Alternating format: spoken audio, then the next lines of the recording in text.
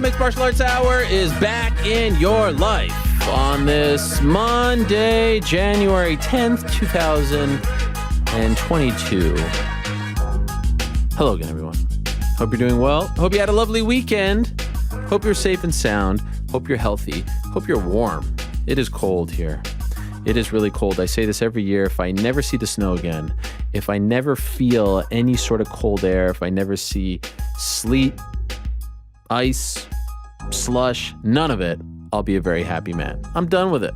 Almost 40, grew up in Canada, lived in the Northeast my entire life. I'm done with it, but it is very cold. Went skiing on Saturday, and I don't know if you guys know this, but I've turned into quite the skier these days. Never skied in my life up until last year, but you know, I'm up there and people are like, whoa, is that Bodie Miller? And it's like, no, it's Ariel Helwani. It's weird. It's weird that people say that and make that comparison, but I'm just a guy trying to go skiing with his family. Nevertheless, another quiet weekend in MMA, but it ends now, my friends, because UFC is back on Saturday.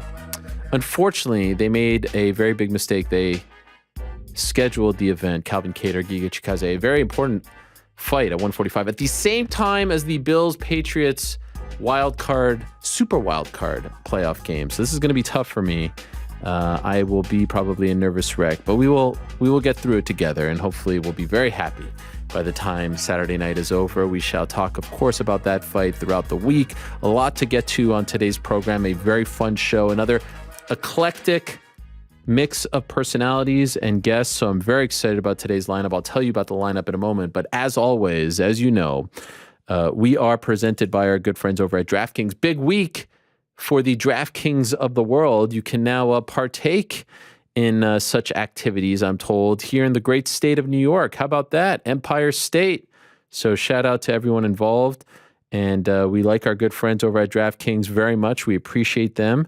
We appreciate their support, and we urge you to support them as well. As you know, DraftKings, the official sports betting partner of not only the UFC, not only the National Football League, but this very show, the Mixed Martial Arts Hour. So please do download the DraftKings Sportsbook app today and use the code The MMA Hour for a special offer when you sign up. Again, that's code The MMA Hour, only at DraftKings Sportsbook. Please support them because they support us. Now, later in the program, we're going to be joined by NewYorkRic, as always. Rick's Picks, always a fun time. It's Monday afternoon, so you know he stops by.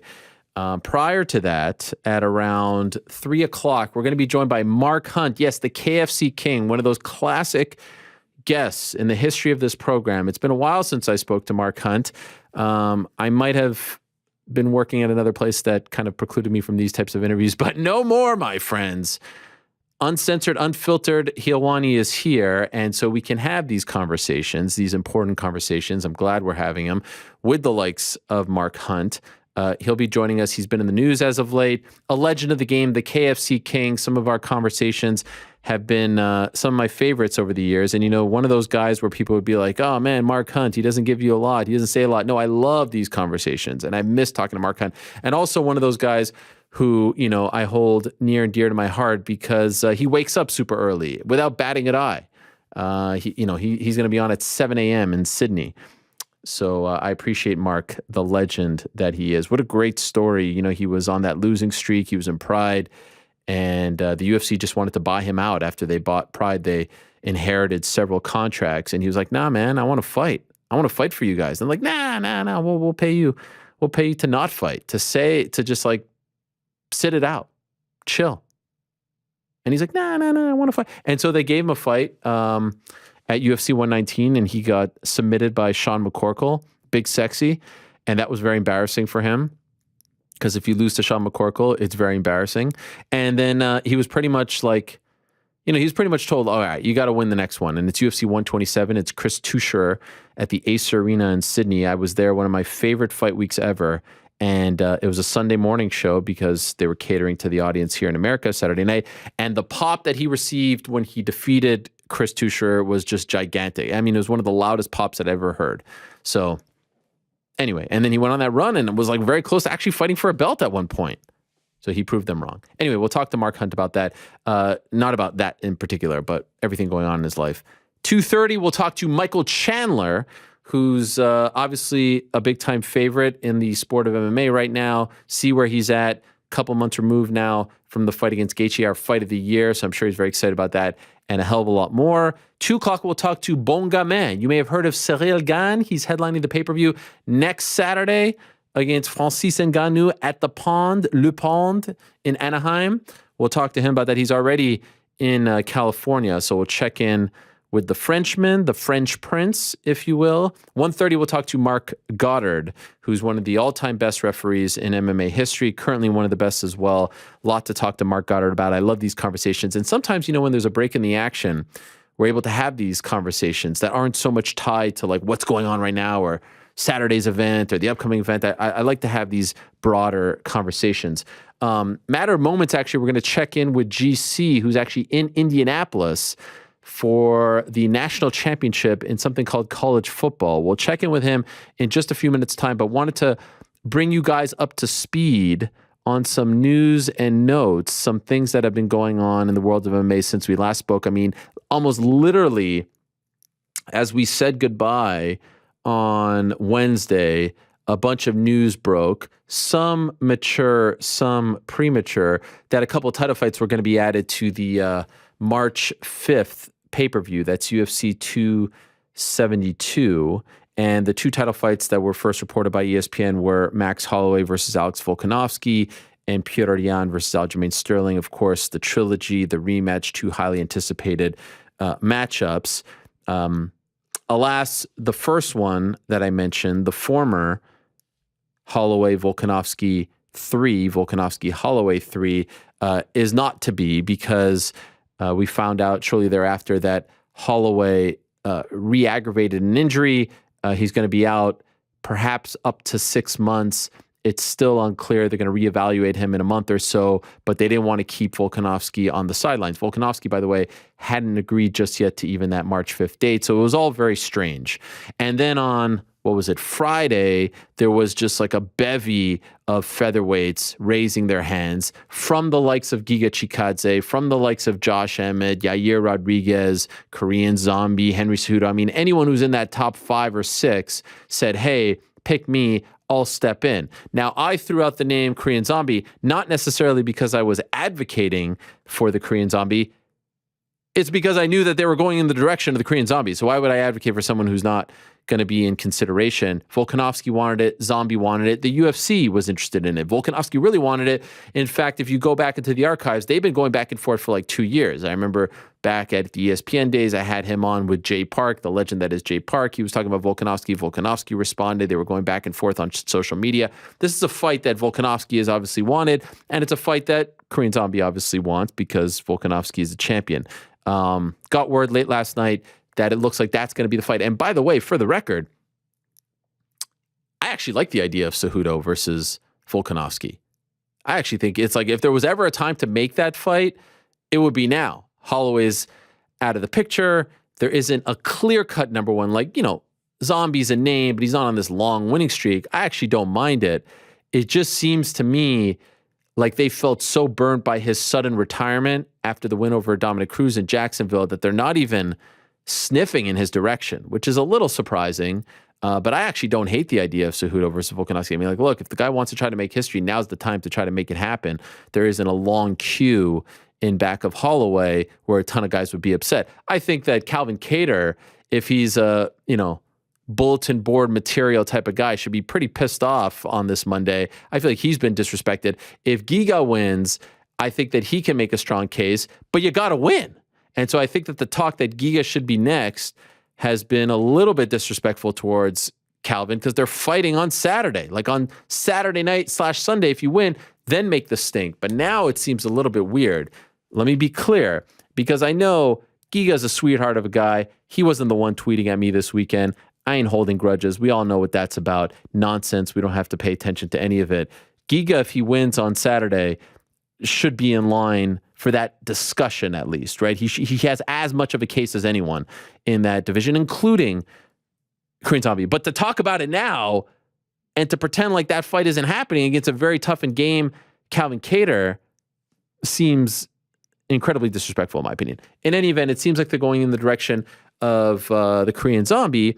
And what's also interesting about it, found out last night, it looks like they're going to move that pay-per-view doubleheader, if you will, that co-headliner, to the pay-per-view in April. And so it seems, as of right this moment, that they'll do Zombie, Volkanovski, Zombie, Jan, Sterling, Jan 2 on that April 9th date. It has been reported that that date is in Brooklyn. I wouldn't put that in stone just yet for multiple reasons. We also know about Sterling's issues of getting sanctioned to fight in New York. That's what led to me to ask that question. So a lot of moving parts right now, and they're not getting rid, by the way, of the March 5th pay-per-view. I'm told as of right now they might be putting a big non-title fight as the headliner. Let's see. No. As the headliner for that card. So a lot of interesting things going on at the moment. That card, what day is that card on? 305? 305. How do we know that? Those number 305, 30. It sounds familiar, but I can't quite put my finger on it. Anyway, all developing, all very fluid, all very interesting. Also, by the way, on that April 9th pay-per-view, there's been talk of Khamzat Chimaev versus Gilbert Burns. And that would be a big time. I mean, shout out to Gilbert Burns, who is taking a fight against a guy who a lot of people don't want to fight. Obviously, I'd been saying that Neil Magny would make a lot of sense. Gilbert Burns makes even more sense. That's a much bigger fight and a way, more interesting fight, if only because Gilbert Burns is a higher ranked guy with a great background on the ground. We'll see if, does this fight stay standing? And Khamzat's power has been impressive. And Gilbert has improved a lot as a striker. So a lot of interesting things going on in the world of mixed martial arts. Pat Downey signing a highly decorated collegiate athlete who is very controversial, to say the least. If you're a fan of collegiate wrestling, you know who Pat Downey is. He has signed with Bellator. And also this morning I reported that Tofik Musayev, the former Ryzen tournament champion who defeated Patricky Pitbull in the finale, who at one point had won 14 in a row. He is from Azerbaijan, has left Ryzen and has signed with Bellator. He'll fight at 155, a rematch against the current 155-pound champion in Bellator. Patricky Pitbull would obviously make a lot of sense, a rematch, if you will, under their banner. So a lot going on, my friends, and I'm hearing about some other things going on right now, but I can't tell you about them at the moment. Isn't that enough off the bat? I think it's enough off the bat. All right. So stay tuned for all of that. We'll see if things break as the show progresses. And remember, keep it locked here. We don't try to be first. We just try to be right here at the MMA Hour, okay? Peace and love. Peace and love. Now, our good friend GC is over in Indianapolis for some strange reason. And I thought, hey, let's start the show with him because, let's be honest, he's got a lot of things to do over there. He's very busy. He's in Patrick McAfee country. And so without further ado, my friends,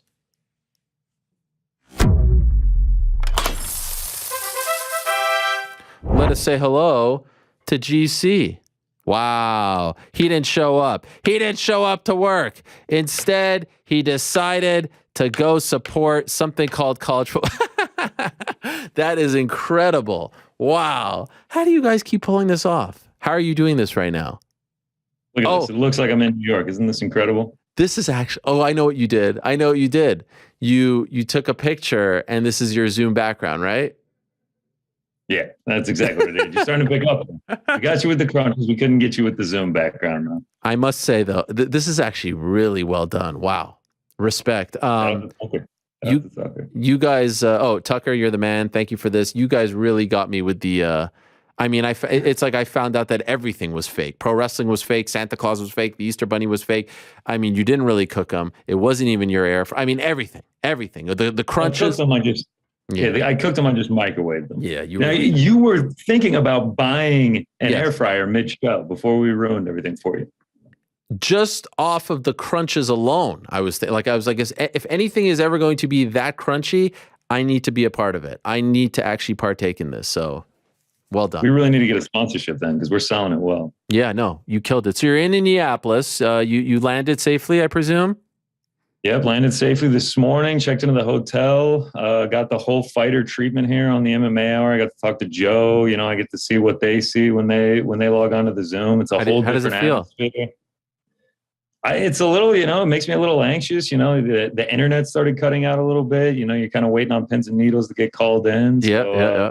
I gain more respect for the fighters that join, you know, every show. I told them to call you early and then to tag you in late, just to, you know, build up the suspense. Really let it simmer on sitting. I saw the whole first 10 minutes, so I'm all caught up on all the news. A lot of news. And perhaps some of this news will tie in to what we're doing today because, of course, no event this past weekend of note, but it is the beginning of the year, so it seemed like a good time to, as they say in the betting world, place a couple of futures. Is it called futures? Exactly that, yeah. Place a couple futures. I think that's exactly what I said when I placed them. Wow. By the way, congratulations to you and everyone living in New York State. You can now partake in DraftKings in New York State. How about that? Yeah. Saturday at 9 a.m. Did you place a bet? Yeah. I actually placed a couple of these futures on DraftKings. Oh, okay, very smart. Sure. Which actually got me thinking how you've been placing the bets prior to all of this, but I guess we don't have to get into all of that. Yeah, we don't have to get in. I got a man down in the swamps in New Jersey that helps me out. All right. So what do you got? What are your futures? So for those that don't know, futures are what? So essentially it's, you know, like if you were betting football or basketball, it's to win the title or to win a conference or to do something like that. It's something that is going to take a while to pay off. Hence the name future. It's something that's going to happen in the future. For this, all of these are prompted to be the champion at the end of 2022. So when December 31st, 2022 comes around, you've got gold around your waist. You are the champion at that time. So I will preface it with this. I didn't take any current champions. A lot of them are negative odds. All of these are plus money plays. I took one current champion, and that's only because of the odds that they got. So, you know, I'm not taking any like Ciryl Gane at minus 170 because at that point you could just bet him on every time he fought and you would make more than minus 170. So, right. Yeah, I can kick it off here. Let's go. What do you got?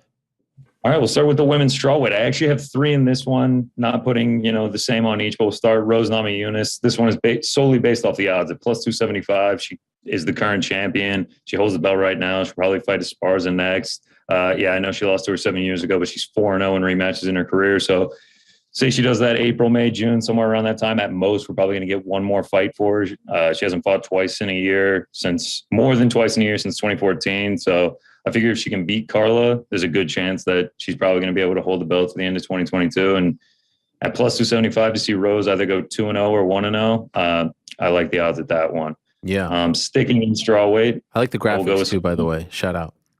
I appreciate that. That was a lot of hard work on my end. Sticking in strawweight, Marina Rodriguez at plus 650. And the kind of odds play, I'll go, you know, a little bit on that. She's on a 3-fight win streak. Carla next, but I think if she beats Yan Xiaonan in March, I think she'll be up next for the title. If she does get a title shot, which I think she will be able to in a fight that I think she's going to win, she's definitely not going to be plus 650. So I think it's... Wait, so you're picking two people? Check. I'm actually picking three in this division. What? Well, that means you're hedging. Not really hedging. It's just the odds, and I'm betting a certain amount because of the odds, like plus 275, and I'm betting less on plus 650. And then the third person I'm betting on, I'm putting 0.05 units on because it's really just more of wishful thinking for the hell of it. Joanna Jędrzejczyk at plus 3,500. She would obviously have to fight to get this one, but say she does fight Zhang. If she wins that, do you think she's going to get a title shot? It depends on who's the champion. You know, if Rose is still the champion, probably not. But if it's Rose, I'm okay with that. Yeah. If it's Rose, I'm okay with that since I have the Rose bet. Right. Yeah, I guess I am hedging. Yeah, I mean, this does. I mean, I guess I'd say my understanding was you're picking like one champion, but it seems like you're picking three in one weight class here. So you could. That's the most in any one weight class. Okay. The rest are mostly ones. There's a couple twos in there. All right. Up next, women's bantamweight, Valentina Shevchenko plus 800. This is solely to put my money where my mouth is on my bold prediction from the award show.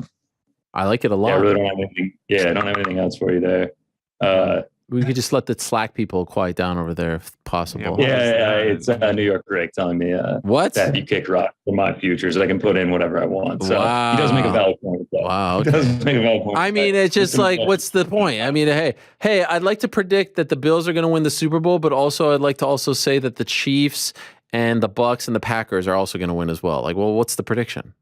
But that would be like saying, all right, I'm taking Rose, I'm taking Carla, and I'm taking whoever is immediately after Carla. Like, it's like you're talking about three favorites. Like, say you took the Bills, the Colts, and like someone else that's a long shot. It's, there's levels to it. Yeah, I guess. By the way, you tailgating today? What do we do out there? I think I'm going to go down into Indy. You said it, Pat McAfee country. I'll go down into the. No, but are you going to tailgate? Are you going to like have sausage? What do you eat down there? Nah, I think I'm just gonna go to a restaurant or bar what? or something like that. Win the game. You're not gonna tailgate? And I'm like, I'm not in Athens. Like, I'm not in a normal place. Yeah, but all the fans aren't congregating?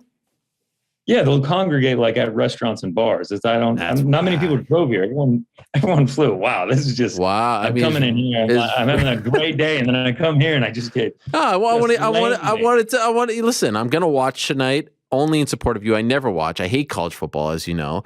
I will watch. I will root.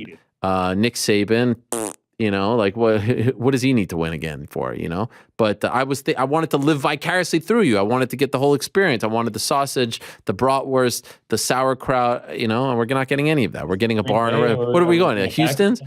We going to TGI Fridays? What are we doing over there? Like, what is it? St. Elmo's? That's the big restaurant here in Indianapolis. If I'm being honest, the whole Indianapolis thing is a little underwhelming. Like, you should be at the Rose Bowl or AT&T Stadium, something like that. I wish we were there, but we are in Indianapolis, and we're going to make the most of it. When you land, it was all national championship stuff. You get your picture with the logo. They have a liaison just taking your picture, welcoming you to Indianapolis. They're making a whole show of it. It's great. Okay. Anyway, please continue. All right, men's flyweight. Yeah, another one that I have two picks in. Yeah, Askar Askarov at plus 450. I think we have the potential to get 3 flyweight title fights in 2022 since this next one is happening in January. If he beats Kai Kara-France in March, I think you give him the title fight. He's undefeated, second-ranked strawweight, 1 draw was to Brandon Moreno. He's beaten Pantoja. I think if he beats Kai Kara-France, he's next in line for a shot, which brings me to the second guy I took in the flyweight. And this was actually before they were scheduled to fight, but I took Kai Kara-France at plus 1,600. He's just my guy. If he does beat Askar Askarov, I mean, he's in a title elimination situation. He could potentially fight for the belt, but at plus 1,600, I throw a little sprinkle on my guy. Next time Kai Kara-France is on the show, I'd like the lower third to read GC's guy. GC's guy. I mean, as soon as he knocked out Cody Garbrandt, I was like, this is my guy. What? What's your beef with Cody Garbrandt?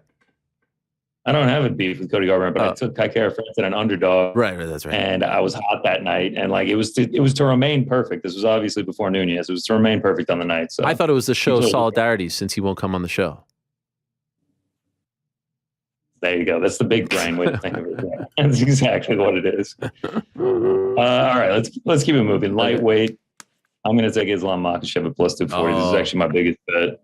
Yep. I mean, he's super active. We saw him fight 3 times in 2021, 9-fight win streak. I think if he beats Beneil Dariush, he's the number 3 lightweight in February. I mean, I think he's going. You have to give him a title shot at that point. He's going to be a huge favorite in that one.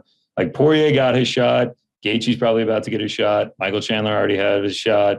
Like, I just think if he beats Dariush, which he's going to be a big favorite in, he is destined to get a title shot at that point, and he's not going to be plus 240 in the title fight. So I'm actually surprised he's plus 240 and not. Yeah. I mean, I think actually he's moved at plus 200 since I took him. But I mean, I guess really the only concern is obviously if he loses to Dariush, who's out, or, we only get 1 lightweight title fight of like Gaethje, or maybe some like weird thing happens and McGregor jumps in. I don't know. But I feel good that he's going to get a title shot. That's the key with all these, is that they can just get a title shot, and then you have much better odds than what they would be going for in the fight. I like this one. Yeah, that's my biggest bet. I put 1.5 units on that one. Everyone else is a little bit smaller. We'll keep it rolling. Welterweight. I'm going with Khamzat Chimaev plus 550. Plus 550? Wow. Plus 550. I mean, he's got to get through Usman. He's got to get the title shot. You got to remember, like, he might be a champion at some point, but this has to be by the end of 2022. Fair. Yeah, I mean, the hype train's rolling, and I want to be on board of it. I mean, if we could just get him a fight booked, I would feel a whole lot better. Like if Gilbert Burns or like a Colby Covington, if that actually came through, like I know people are talking about potentially Gilbert Burns in Brooklyn, like I would feel much better about it because that means they're serious about moving him towards the title. Obviously, the biggest hurdle here, Kamaru Usman, or not being able to get a title shot in 2022. But if those happen, this would be a really fun bet to watch cash. So I'm touching my welterweight at the end of 2022. Not the craziest. I mean, big Gilbert Burns fight in the works. Beats him. Yeah, plus 5. Yeah. I mean, if he's in Brooklyn too, I'm going to have to go. He's coming to my city. Apparently you weren't listening to that first block. I said, don't put it in stone. Oh, I didn't say it was in stone, but yeah, I may have sounded a little bit. All right. Light heavyweight. We got a couple more here to go through. Light heavyweight. Yuri Prochazka. This is another one, the odds. Plus 275 on this one. I mean, I was kind of surprised by being at plus 275. He's going to be next for the title shot. Yeah. Fighting Glover. And then if he wins that one, at most, he's only going to have to win one more time. I mean, maybe 2 more times. You know, he can be kind of active. Probably get the winner of Rakic Jan, which will probably be a slight favorite in that one as well. So plus 275 for Yuri. I really like the odds on this one at almost 3-1. So I think it's a bet worth taking. One. Very good. A little bit of a long shot in the light heavyweight. Magomed Ankalaev. I took him at plus 1,000. Interesting. Just threw a little sprinkle on him. Like I want it to happen, but it might be similar to that Hamzat thing where he just runs out of time in 2022. I mean, wilder things have happened for him to get a title shot, but it's probably going to be Rakic or Jan next. But I mean, he's won 7 straight, and I think eventually we do see him fight for a title fight. I just really like his game, and I think he's got a super bright future. And then finally, the heavyweight division. He's actually up next in just a few minutes here. Ciryl Gane, another one that I like the odds at plus 250. Similar to the flyweight title, I wouldn't be shocked if we got 3 heavyweight title fights this year. I mean, it's not out of the realms of possibilities. So best case scenario, he wins and he just defends throughout the year. Or if he loses, especially with how uncertain Ngannou's future is in the UFC, maybe we see him fight for it again at some point in 2022. So I think it's interesting. We've seen he doesn't shy away from being active. 6 weeks after he fought Volkov, he goes for the interim belt. So I don't think it's crazy for him to, even if he loses, to maybe get another shot at it. But hopefully he just wins in January and we can go from there. And to remind people, obviously, he's actually the favorite going into this fight, but he has to keep the belt by the end of the year. Yeah. Also, shout out to Derek Lewis and Tai Tuivasa for pretty much lying to us last Wednesday about not being. Oh yeah, lied right to your face. Jeez, said Houston was too much pressure too, and now he's fighting right back in Houston. They're fighting each other. I feel like we kind of had a hand. I mean, probably Mick Maynard was watching the thing. He's like, you know what? Derek Lewis, Tai Tuivasa. Let's put them together. So, no need to thank me. Yeah, I saw you said it. It should be sponsored by the I MMA. think so. And then lastly, this is the final one. Just in case, it's kind of like Joanna. Wow. Plus 650. John Jones plus 650. It's an absurd bet. It's not that crazy. I mean, we have no idea what's going to happen with him, but at plus 650, if he does fight, you have to probably assume it will be for a title fight, or it'll be against the top tier of the heavyweight division. I mean, it's John Jones, however you feel about him, he's the upper echelon. So, and if he does fight for a title, I can promise you he's not going to be plus 650. So I threw a tiny sprinkle on John Jones plus 650. It's not the worst. I mean, there's a very good chance he fights maybe by the end of the summer. I mean, this is the time to do it. If not now, when? By the way, if some crazy, chance he wins the light heavyweight title again, this doesn't count, right? It has to be heavyweight. Doesn't count. Nah. Yeah, it's got to be heavyweight. So yeah, we'll see. I mean, there were 12 of these. If 3 of them hit, I'd be pretty ecstatic, especially at the odds that we got. So we have to monitor this. Yeah, I mean that's not a great percentage. I mean, you're not going to get great percentages with futures. But we would probably get profit if we went 3-9. Actually, we would definitely get profit. Speaking of futures, true or false, you actually placed a future bet on the Georgia Bulldogs. I believe we also have a graphic for that. Wow. On that one, we do have the Georgia Bulldogs. I didn't even know this. 6-1 plus 100. I mean, look at that ticket. August 2nd. I think you can see the date on there. Wow. Yeah, so we've been living and dying with this team. Hopefully they can get it done, man. This is big. I was very confident all week, and now that we're here, the nerves are starting to hit. And they've never won before, right? 1980. Last time they won, my dad was in school, and my dad is 65. Is your dad there with you? He's not. No. Would have been nice. Yeah, it's just me and people I went to college with. 1980 was the last time, but they played in the championship game before. just one other time, and it was my senior year when I was there in 2017. Oh, wow. Interesting. And I got our hearts broken. Overtime loss to Alabama. And this is what, +6? Oh, +600. There it is. Okay. Now, why is it in red? That's Georgia red. Okay. Got to give it a little custom. Well, historically on the show, like the format is red is like the one, I don't know. I don't want to bring it up, but usually do green, red. When it hits, you do. Hopefully green. That's not an indicator. Yeah, Hopefully I don't know. I was surprised you went in not there. a bad time. Surprised. If we lose, this is what I'm blaming it on. I'm blaming it on. I thought you were going to put, just to sort of, curry favor. I thought you were going to put a little sprinkle on the Bills Pats, but no. Nope. Nothing. All right. Well, Joe should have made that bet. You would have won. Yeah. I heard a Slack notification, so I wonder if it's Joe telling us that our next guest is ready. Yeah. It was kicking me out, man. I got to go enjoy it. Oh, it was the Wrap It Up sign. How great is this? All right. So you're going out. You're going to you're going to TGI Fridays. You might go to McDonald's. You might go to Wendy's. You guys are all going to congregate. You're going to have a meal, and then you're going to head over to Lucas Oil. Is it Lucas Oil? Lucas Oil Stadium. Yeah, we're actually going to go to Applebee's, get the molten lava cakes like that one guy that one time, and then we'll head over to Lucas Oil. Are we painting the faces, painting the chests? Why not us? Why not now? Go Dogs! No, it's a business. It's a business trip. I got my nice Georgia button down. We're ready to go. And then when you fly back? Tomorrow morning. Wow, win or lose, rain or shine. Rain or shine. It's this tonight's going to be the decider whether it's a fun flight or a miserable flight. Well, I wish you guys the best. I'm rooting for you, and that's always a great indication. The Hiawani rub, so to speak, always leads to good great to have things. you back. And yeah, I can't appreciate it enough. It's pretty much the opposite of the Drake curse. Some have been saying. So good luck to you guys. Thank you for stopping by, and thank you for going to these lengths to do this, and have a chicken tender or two on me at Applebee's. All right. Absolutely. Tell Frank I'm sorry for slouching. I just noticed now. So wow, that was amazing.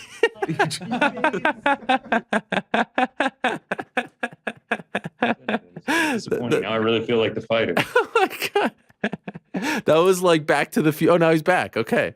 That was like Back to the Future. When the guy, wait, is he still there? Or is that a pic? Oh, okay. Here, no, we can't say goodbye. Well, goodbye. We'll talk to you later. We got to get to Marc Goddard. There he is. You guys ever see Back to the Future where he say, Earth Angel,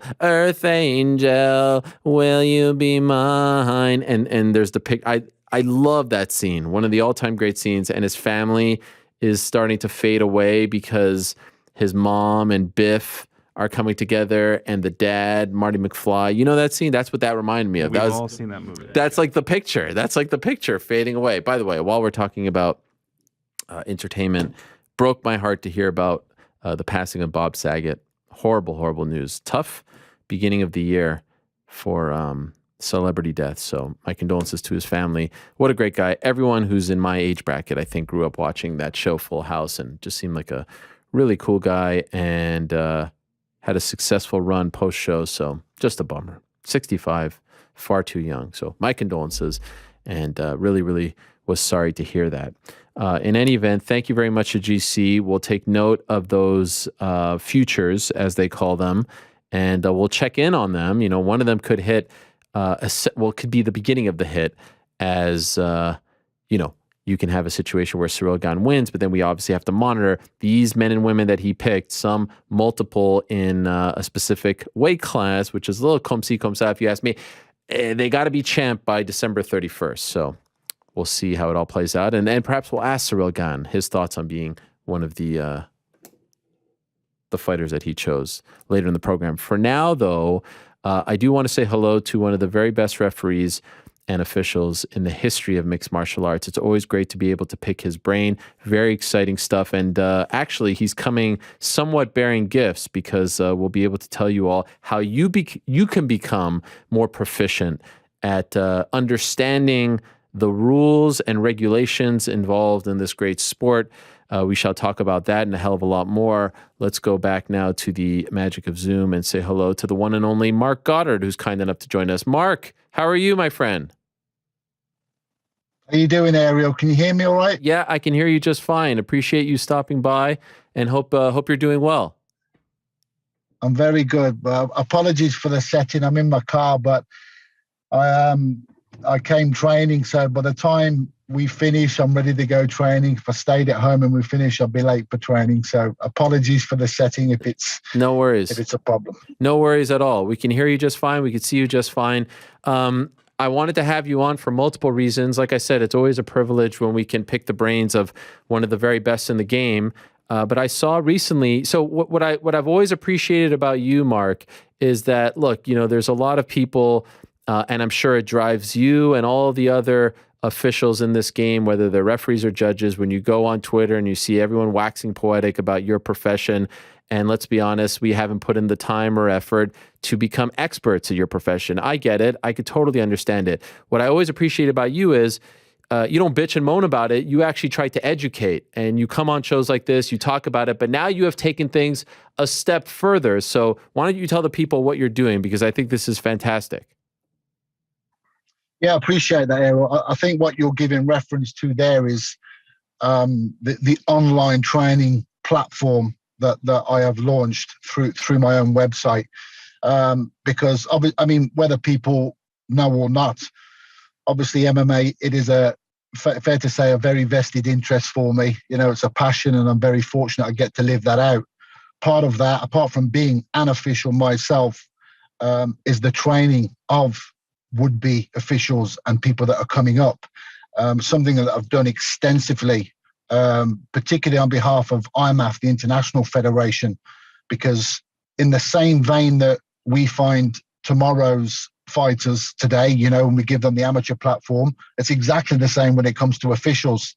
So it's something I have been very busy globally, in fact, predominantly outside of the US, because you guys are heavily entrenched with athletic commissions and whatnot. But yes, the training of officials, referees, and judges, it's obviously close to my heart. I've been doing it for the IMAF for a number of years, but I managed to take it a stage further, capture the content that is delivered on these weekend courses, and put it out there for people to be able to download and purchase through my shameless plug, GoddardMMA.com website. But listen, at the end of the day, Ariel, I'm trying to get people on a level playing field. I'm doing my level best to try and get people to at least understand. No, it's fantastic. And I had the privilege and the pleasure to look at both the judging video and the refereeing video. And what was interesting to me, at least off the bat, was you're not just like mailing it in here. Like, these are like 2-hour long sessions, right off the bat. And so it's really detailed and thorough. And you do make the point, if anyone goes, and we just showed the website, GoddardMMA.com, if anyone goes on there, I mean, even for a media person, it's very interesting because you learn a lot about, the rules and the intricacies involved in officiating MMA, but you don't, it's like if you watch this for 2 hours, you're not becoming a referee. You can't just go like ref a UFC show, right? This is just knowledge that you're trying to either help us, commentators, media guys, fans, fighters, other officials. And then if you're interested, then you have to go through the steps of actually becoming a certified ref or judge, correct? That's correct. In a nutshell, it's correct. I mean, the content collectively, if you had the referee and judge, there's 3.5 hours worth of footage there. But as I'm sure you could share, that when you watch that footage, it's because this is a difference here. This is one of the if I was to surmise one of the greatest problems that hamper or dog MMA officiating, it's the ignorance. It's the fact that people believe that they know. And it's not until you actually go out of your way to study something when you find out, hey, actually, there's quite a lot here I don't know.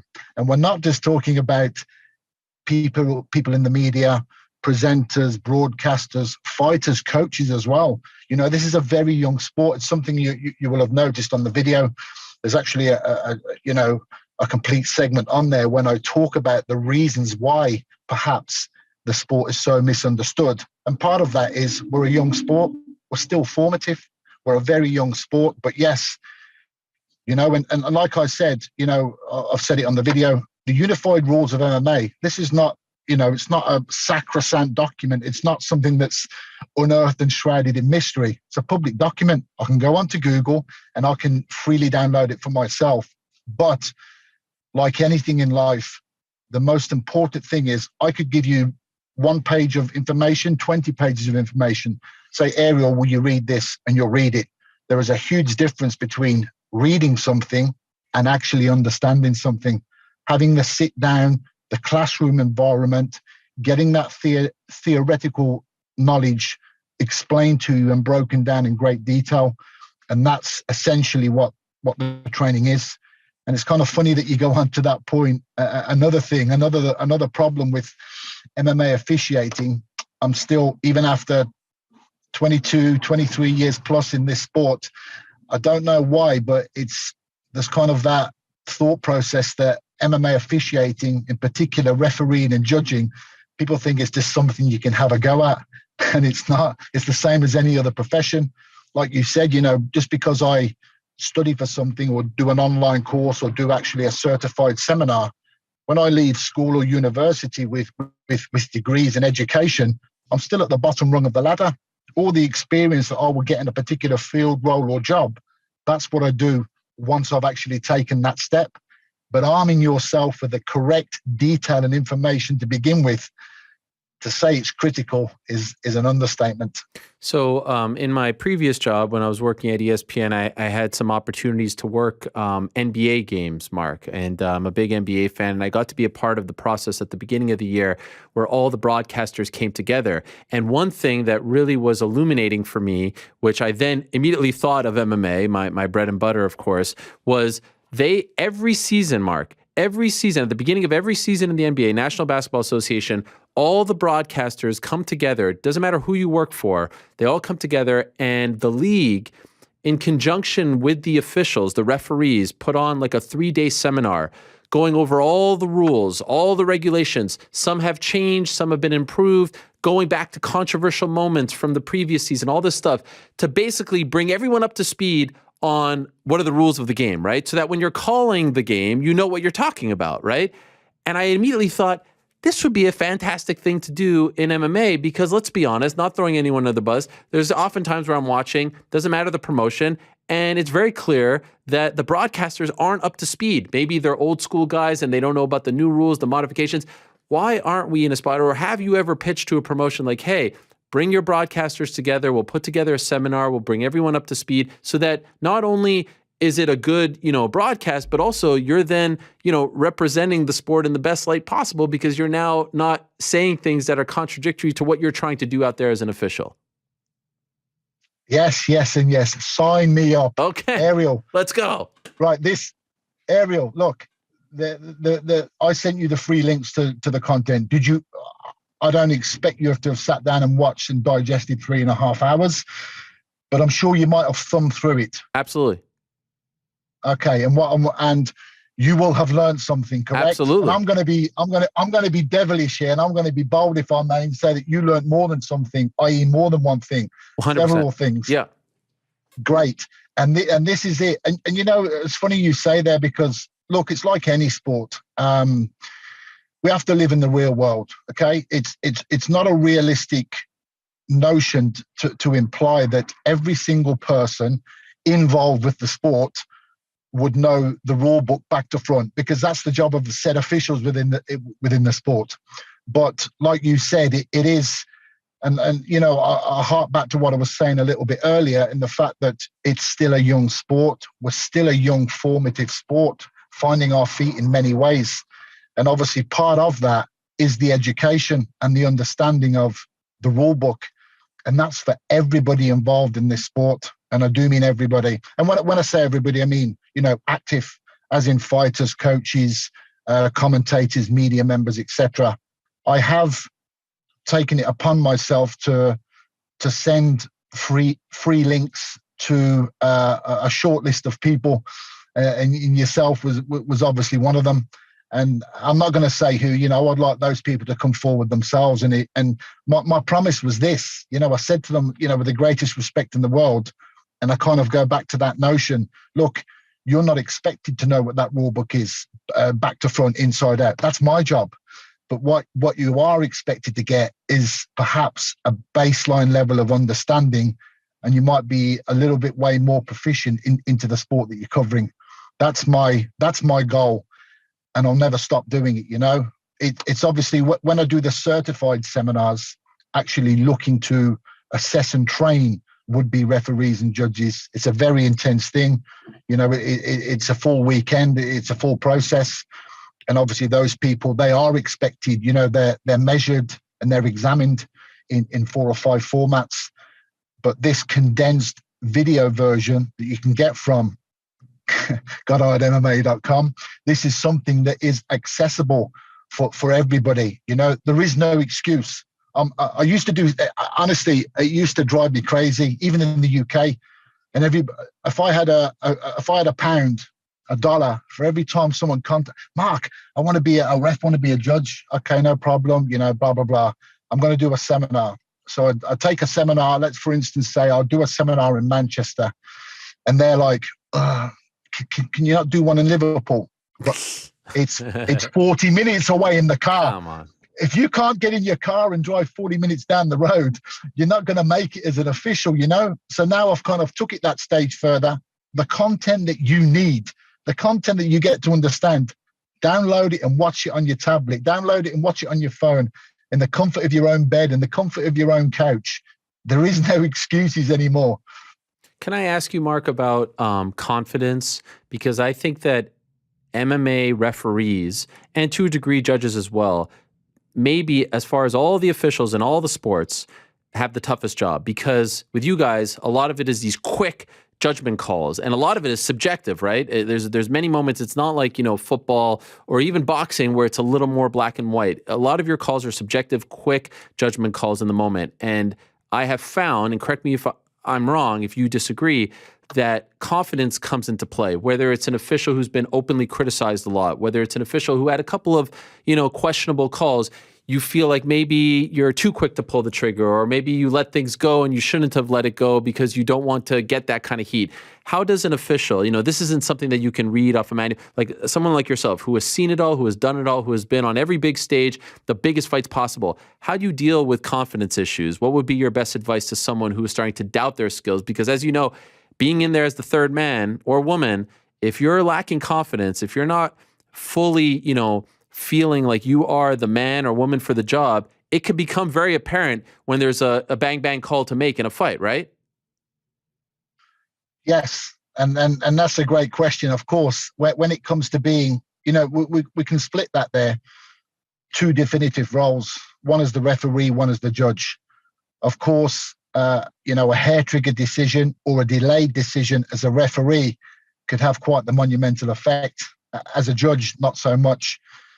But in terms of dealing with, confidence issues, again, I'm going to go back to, that's you and that's your job, and that's not exclusive to being an MMA official. If you fly a plane, if you drive a bus, if you're a chef, if you do everything, if you have the required knowledge, competency, and skill to do your job, it's going to show. And yes, of course, it is a little bit different. It's not an everyday run-of-the-mill job being an MMA official, in particular a referee, because your mistakes, or a lot of the time your perceived mistakes, are there and open to the world, the watching world. But it's like anything, Ciryl, it's funny when you said there about been there, seen there, done it all.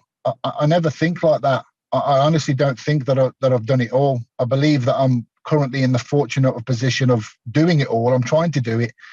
And I kind of say that to would-be officials too. One of the things I try and impress and press upon them in the training is the notion of perfect and perfection. To me as an individual, I don't believe in perfection. I don't think I can ever be perfect. I don't think it's something that exists. But what keeps me on my toes, and what I say to other officials, especially as a ref and of course as a judge, if you set out trying to be perfect, no matter how many times you've done it after so many years, and this is kind of what I do, I'm always trying to be perfect, and that's what I believe keeps me one step ahead. And that's one of the things that will help me get over confidence issues. I don't have confidence issues, I can tell you, because if you did as a referee in particular, there is a definitive difference between being a ref and a judge. As a referee, you're front and center, and your performance is there to be, it's visual for everybody. But you have to have the confidence within to step in there knowing that you're going to do your utmost to fulfill your job. And like I said, is that not the same for every industry? Obviously, there's not decrying what anybody does for a job, but like I said, it is a bit of an anomaly. It's a combat sport, and of course, consequences of you not having the best day, quote unquote, at the office could be catastrophic. But we're all humans, Ariel, and if we do make a slight error of judgment or we zig when we should have zagged, you've got to be able to. The first thing that's the most important for me is showing acceptance thereof. If I've made a mistake, nobody in this world has to tell me. I'll know more or less momentarily, or if not instantly. And you go back and you reflect, and the word that I use there is acceptance. Accept that, you might have made an error of judgment, have a look at it, study, and more importantly, try and work out how not to repeat that again. I have hypothesized that, you've been in the sport for over 2 decades. The talent has evolved, the game has evolved, the sport has evolved. And I don't feel like there are enough great officials like yourself, whether it's referees, judges. I think your fellow countrymate Ben Cartledge is one of the best judges and doesn't get talked about enough. Shout out to him. There's a few good ones, but obviously not enough. And my hypothesis has been that the pay just isn't enough. Like it's a tough job, right? You make a mistake, you're killed for it on Twitter. You have a great night, no one mentions your name, and oh, by the way, you're probably not getting a lot for it, and you probably can't do this for your, it can't be your full-time living. You have to do other stuff as well. Am I wrong or right about that? I feel like the officials should be getting paid more, especially when you're talking about being involved in multi-million-dollar fights, and there's a lot riding on these fights. What do you think? Am I wrong or right? Should the pay increase? And I'm not trying to get you in trouble here, but I feel like if you up the pay, more people are going to want to do this job and you'll get better candidates. Listen, brother, you're not going to get me in trouble for me sitting here saying, Mark, would you like the potential of earning more money? Let me think about that. Yes, but here's what I'm going to say to that. When I first started refereeing, and it's the same for everyone else of note, the sole purpose of getting into and doing this, it's not money, because believe you me, like you just said, if it is, go and find something else to do. And like you said, there's a separation there between there's many officials, there's good officials, and there's great officials. And thank you for the compliment you're paying to me. But one thing that I think that the great officials share in common is this is not, and you said a shout out there to Ben Cartledge, and that's great. Ben will say himself, Ben's been very kind to me. I've spent a long time with Ben, a number of years, and I'm kind of going to go back to what I was saying about the importance of seminars and IMAF. You'll see in Europe, you'll see names like Clemens Werner coming through. You'll see Vito Paolillo from Italy. All these guys have come up, the hard way, the right way. They've come and learnt on the courses. They've put the mileage in on the road. I've used the guys in many shows internationally as well. And the same in the US. I've got to give a shout out to my US colleagues too. When you see the names like a Mike Bell, a Sal, a Derek Cleary, Ben, Vito, Clemens, Dave Leatherby, all those people, please take it from me, Ariel. They do nothing but talk about fights. We do nothing but talk about fights. We take it so personal. We've been doing it for so long, and it really is a passion. That's the one thing that we do share there, and that's the one thing I would like to get across, to listeners and people. And like I said, of course, we are human beings, and as such, some days you may not have. There could be a blip on the radar, and you may not have made, the best of decisions. But like I said, that happens. It's human nature. But the one thing I do want to stress is just how much we take this role seriously. Money is not the deciding factor, and that's another common thing we share. Money is not the deciding factor for us. It's not the motivator, and it's not the driver. I've been doing this. When I first started refereeing, I wasn't getting paid. That's what tells you money is not the deciding factor. It's a passion. It's something I love to do. And yes, of course, I'm not going to sit here and lie. I don't do things for free now because I've earned my stripes not to. But yeah, when it comes to the financial recompense of being an MMA official, yeah, that's up to the powers that be and the regulators. If you want to up it, I'm all for it. There's a fascinating section. We'll keep you for a few more minutes. I appreciate this. I love talking about this, Marc, so thank you. There's a fascinating section in the refereeing video about corner stoppages and throwing in the towel and stuff like that. Another thing that I would love to see more of, and I wonder if you feel like it should happen more. In boxing, I feel like it's a lot more common to see a corner stop a fight. Now, a lot of them are a little bit longer, let's say it's a 10-round, 3-minute fight. There's more opportunities, but I just feel like it's a normal part of the culture. In MMA, it is not as normal, and it's almost like, how dare you even suggest it? Don't you ever, I'll cut loose my corner if they stop it. We've seen a few instances of that. Do you feel, because then it puts you guys in a tough spot, right? I mean, I remember like the Ortega-Volkanovski fight back in September. Some people thought, including myself, that maybe Ortega's corner should have stopped the fight going into the 5th. Would you like to see this more? And perhaps why do you think it doesn't happen as much as in boxing? Great point. Great. And you nailed it there with one word: culture. It's definitely an MMA culture. And I'm going to go back to, that common thread again about us being a young sport. Things are still being figured out. Things are still being learned. And yes, you will see it far more readily in boxing because coaches seem, I'm not saying that MMA coaches are any less persuasive or demand any less from their fighters. Of course, they love and care for them just the same. But it's a definite culture thing.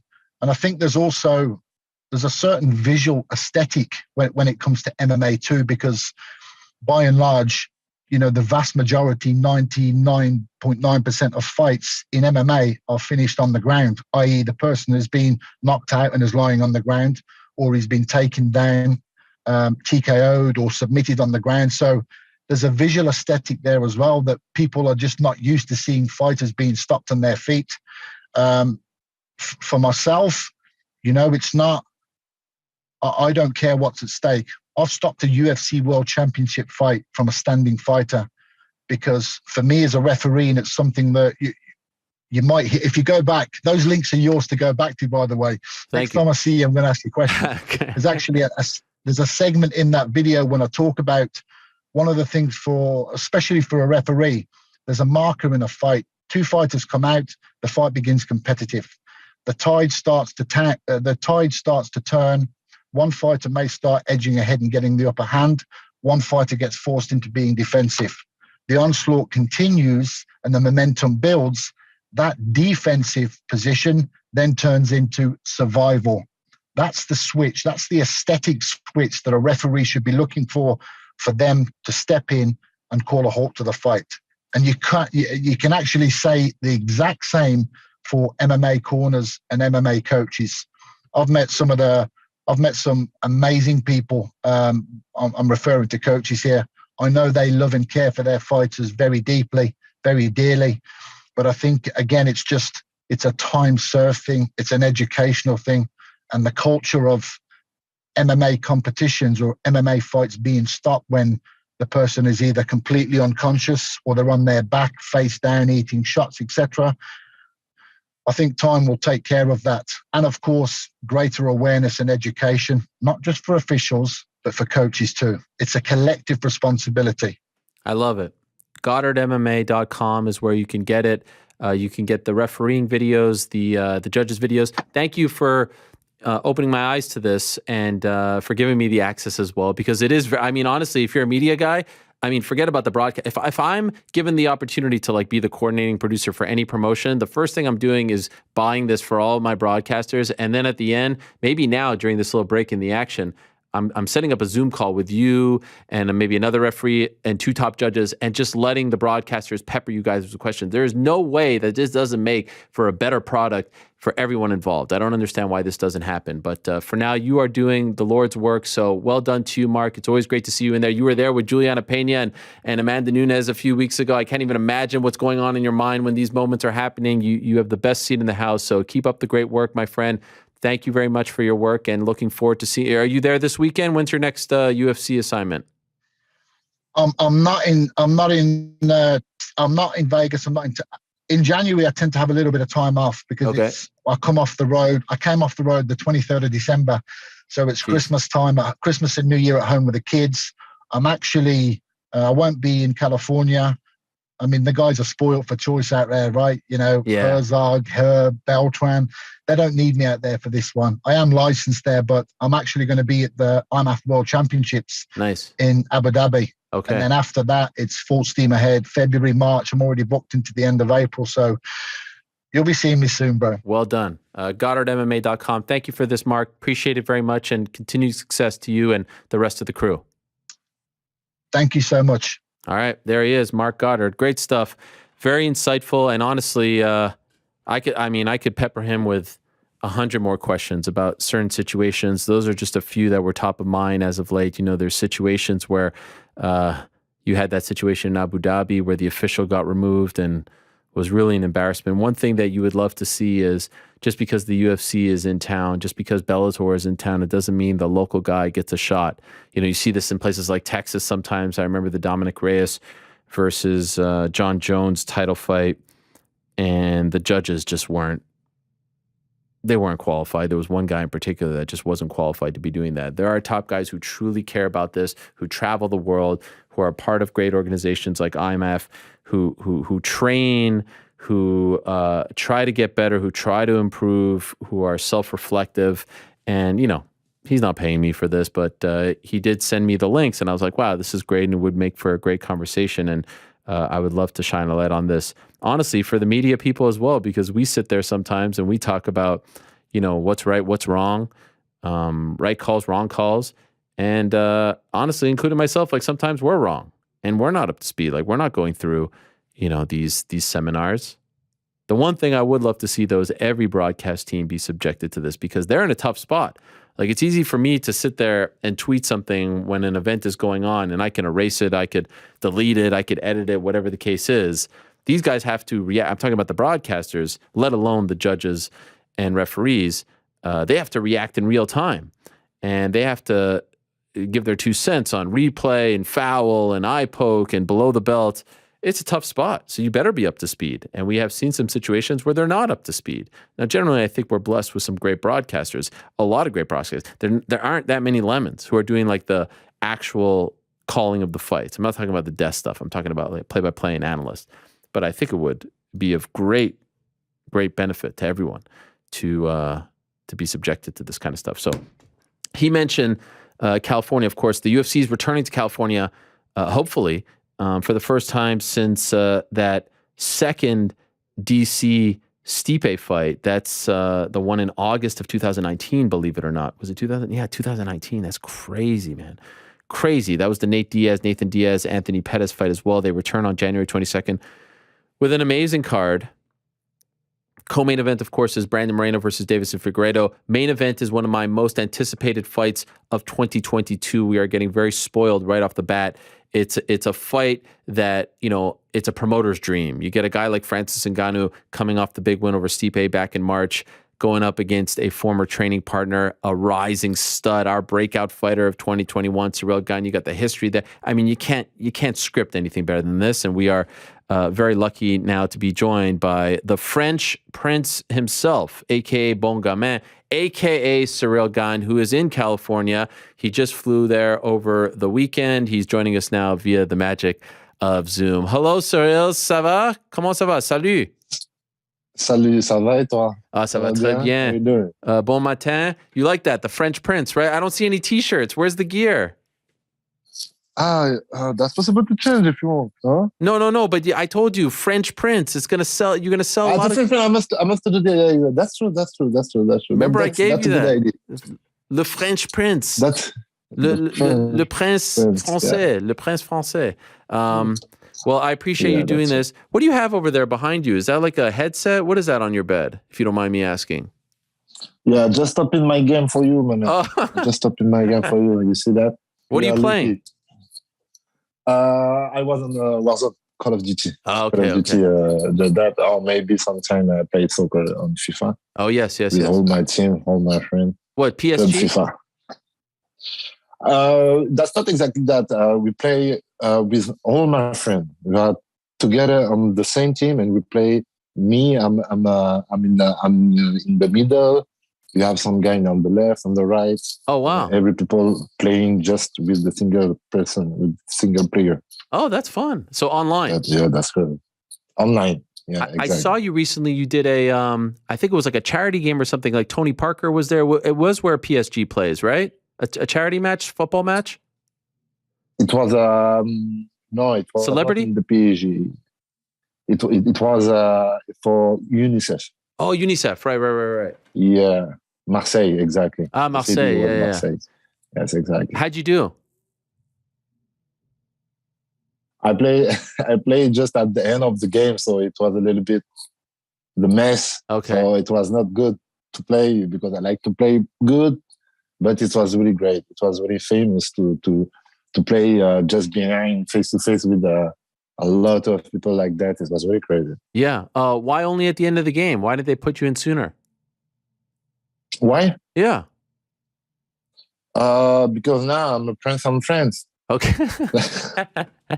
You can't be getting hurt doing that. Tony Parker's retired, right? He has nothing to lose at this point. Yeah. There, Tony Parker, there's another personality, Teddy Riner. Do you know Teddy Riner? No. Judo. Oh, okay. Big guy. 7-time, if I don't make a mistake, 7-time champion in the world in judo, in a heavyweight. A big guy, really big, bigger than... Wow. No, you don't know who is it? No. Teddy Riner. Okay, I'll check him out. So there are a lot of personality. It was really good. It was really nice. You also posted something recently on your Instagram of you shooting free throws in basketball. I am continuously impressed with your basketball skills because fighters, they're so bad at basketball. Like, I don't know if you ever saw John Jones one time. He shoots like this, like he has no idea what he's doing. You are really good at basketball. Yes, like this he shoots. I saw him one time. It was crazy. You are so good at basketball. Would you say that's your best sport outside of fighting? Yeah, before that, it was the basketball, exactly. I did around maybe 10 years in the basketball. Wow. Exactly the same in the soccer. So that's why I play a little bit good with my feet, with my foot, and with my hand too. But yeah, something like that. Since you're in California, are you going to go to a Lakers game, a Clippers game? It's a little bit complicated. Maybe next week. I don't know if it's possible, but we try to hang out a little bit, but outside. That's better, with the COVID. Yeah, maybe it's we are really afraid about that. That's why we are here today. Normally, we must move next week. Oh no, on Wednesday, but we move early because with the wife, with the children. Yeah. You don't put your mask all the time in your house with the children, and that's a little bit complicated. So we were really afraid about that. So that's why we move already. Wow. Okay. Has it been stressful training for this? I mean, it's the biggest fight of your life. Has it been easy or stressful to train with all the COVID stuff, the spike recently? No, we did all we can do for against this COVID. Every time we tested before the training. Oh wow. Two per week, a little bit like that. Yeah, something like that. And no, not afraid because when you are not close to the fight, that's okay. You have time to rest. And but yes, when you arrive maybe at around 2 weeks the fight, really afraid about that. So that's why we move already in California. Can you describe, Ciryl, what your feelings are as you are approaching this fight? Because as you know, it's a different kind of build-up, this one. This isn't like you and Derek Lewis. There's a backstory here. It's very personal, especially, with your coach and Francis. I mean, in large part, the trash talk has been more Francis and Fernand Lopez, not so much you, which maybe is a good thing. How does this make you feel? Yeah, this is a good thing. I'm not like that. I don't know why. I don't like to do that, and that's not me. So I just want to stay honest with the people, and this is not me. So I'm comfortable with that. This is the game. And Fernand Lopez and Francis had a story before me. So this is not exactly my deal. But yes, of course, I'm in the middle, and the people talk about me because I'm in the middle, and maybe I'm like the revenge, like something like that. Yeah, a lot of story around that, but no, I'm comfortable with that. That's okay. Me, yes, it's different than Derek Lewis, but not because he's Francis, but because he's the champion now. Mm. You see, and the champion is really great fighter with a lot of strength, and this is exactly. I like to say that this is the final boss to my video games. You see, it's look a little bit like that. So yes, this time, like every time, if I make a mistake, it's gonna be okay. If I will make a mistake, if I lose, I'm really okay with that. Like every fight on my career, it was like that. But at this time, yes, I want to do the last step. You see, that's why it's a little bit different. Sure. Because now is the last step. Yeah, this is the big thing. So you haven't put that pressure on yourself throughout your career, right? Saying like, oh, if I lose, I won't be undefeated. Perhaps that's a secret to your success. If you lose, big deal. You move on to the next one. You don't stress over it so much. No. I'm really not stressed about that. And you see, particularly in the UFC, you have a lot of guys. For example, Justin Gaethje. This is a big star, but he never had the belt. Mm-hmm. He never he win. Sometimes he lost. That's okay. He's still a big star. Yep. So that's why in the UFC is a little bit different than another sport, another league. So that's why also I'm not stressed about that because I know I'm young. I'm just arrived, and I know I have a lot of years in front of me. So if I make a mistake tomorrow, it's gonna be okay. Yeah. Really. Nate Diaz, another one, right? Never was champion. Nate Diaz, exactly. All these guys. I'm sure you have been asked about this, but I have to ask you, Ciryl, that moment at Madison Square Garden where he's walking by you and then, come on, what are your thoughts on this? And what was going through your mind when this all happened? Did you think he was going to say hello to you? Yeah, maybe at the last time after some measures, gonna go back just to say no. I don't know why. I think he was a little bit confused at this moment. Like you see with the story with Fernando Lopez. But yes, I think he was a little bit confused, so he don't know exactly what he must to do at this moment. So he preferred to do nothing. So he just crossed the line like that. And I don't know if today he's okay with this. But for me, yes, it was wrong. I like to say that, yeah. When my daughter do something, every time I ask him, this is right or wrong, baby? This is wrong. I thought, for me, it was wrong. That's it. On his part or on your part? His part. Just curious, why didn't you say hi to him? Repeat the question? I'm just curious, why didn't you say, hey, Francis, hello? I don't understand. I'm curious, why didn't you say hello to him as well? I know that... didn't say hello. For me, I don't know. It was a little bit... For me, it was just for Fernando Lopez. But it was a little bit shame because you have your future opponent. You have your former sparring partner, also Nassourdine Imavov. Yeah. Nassourdine Imavov did a lot of sparring for Francis Ngannou, maybe the biggest sparring he had on his career. Wow. So that's why it was a little bit changed. He just won his fight in Madison Square Garden. He just jumped in the top 15. So that's why it was a little bit changed. That's why it was wrong for me. Do you think that if Fernand is not standing there and it's just you and Nassourdine, he says hello to you guys? Maybe, yeah. Maybe yes. I'm not sure. It's hard, I don't know. Yeah, I'm not sure. I saw that you did a video on your Instagram sort of making a joke, making fun of this moment with some other people. What was that? Who are those people? Were those famous people? Who was that?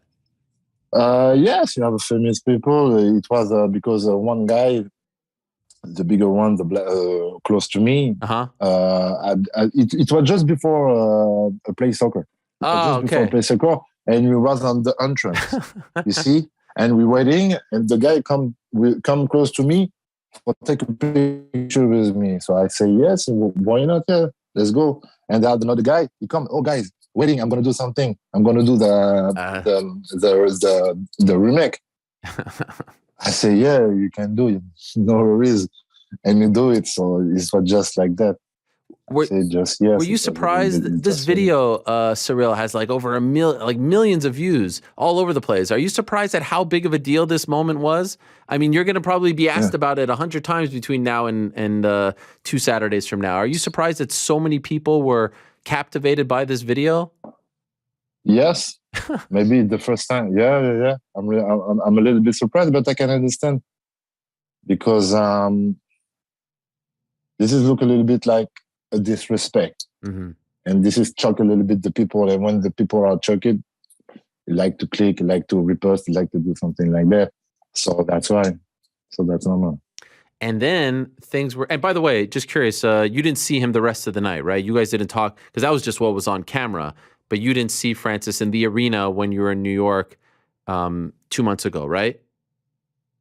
Can you repeat? So sorry, the Wi-Fi. You didn't happen to see him later that night or arena, hotel, anything like that? No. I didn't know he gonna come like a guest in New York. Okay. I didn't know that. And the people like to say yes, it was everything was managed for this meeting, and it's wrong. I think it's wrong because there are no camera, there are nobody, and we just did a lot of interview for Nasruddin Imavov, and we're just waiting for the elevator. And at the same time, he come at the same time. Wow! And there was no camera. When the people say, so Francis hang out to the elevator, the guy pick up the phone and just do that. Wow. It was a phone. It was not a camera. It was not something like that. So for me, no, I'm not sure it was a complot. Right. And by the way, when's the last time you spoke to Francis?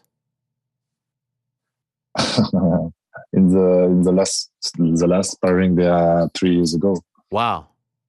Yeah, no, Francis is not exactly like that. He don't like to have a lot of friends, and maybe so already at this time. I'm will be the future opponent. I'm not sure. I don't know, but no, it's not like that. You see, Francis is really personal. I don't know exactly the word. He's private. It's private. Yeah, he don't like to have a lot of friends. Maybe this is my opinion. This is my feeling. Don't have a lot of friends in my gym and my factory, but he did maybe 5 years, something like that in my gym. But he don't have a lot of friends in my gym. He never. I did a lot of story about that when I just started in the MMA factory because I support all of my gym, and he was a part of the MMA factory, but he never replied, something like that. So that's like that. Just curious, when you last spoke to him on that sparring day 3 years ago, did you know that would be the last time? Like, did you have a feeling that he was going to be done with the team, or did it come as a surprise when he parted ways with the team? No, it was already complicated when he did the last camp in the MMA factory with Chandler Lopez, No. Every time it was like that, but he come back every time. Okay. To do the camp in MMA factory. So no, and maybe he found something better in Texas. That's it.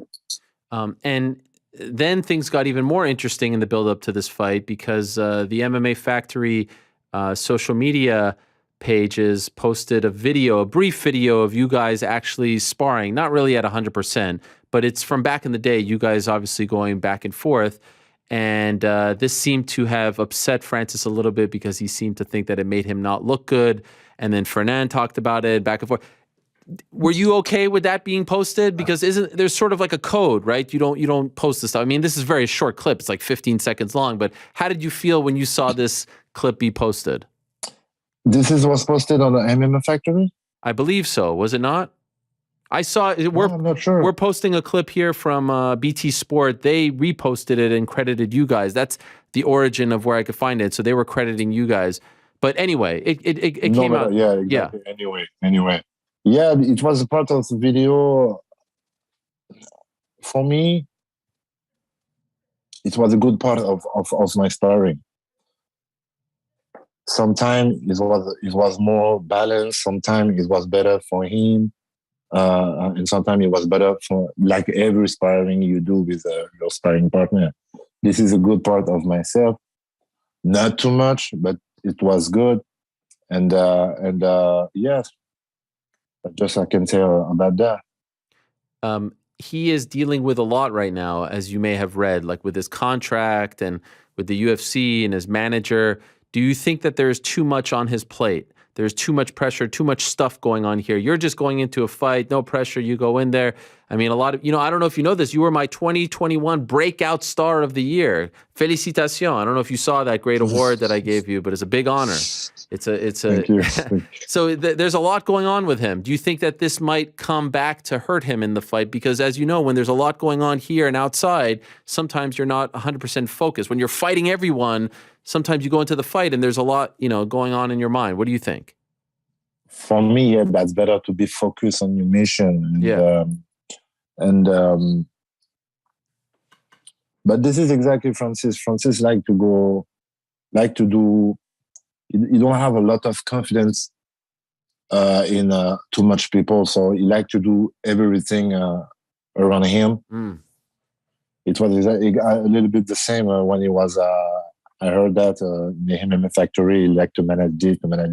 You don't want to give the part of the job to Fernando Lopez to do that. So me, I just go to the gym, I train myself, and that's it. The rest of the job is for my team. Okay. Me, I'm always just focused on my fight and my future opponent, and that's it. And I think this has helped me a lot, of course. Okay. But you must to be confident with your team. You see, and maybe it was the problem with Francis, with the MMA fighter.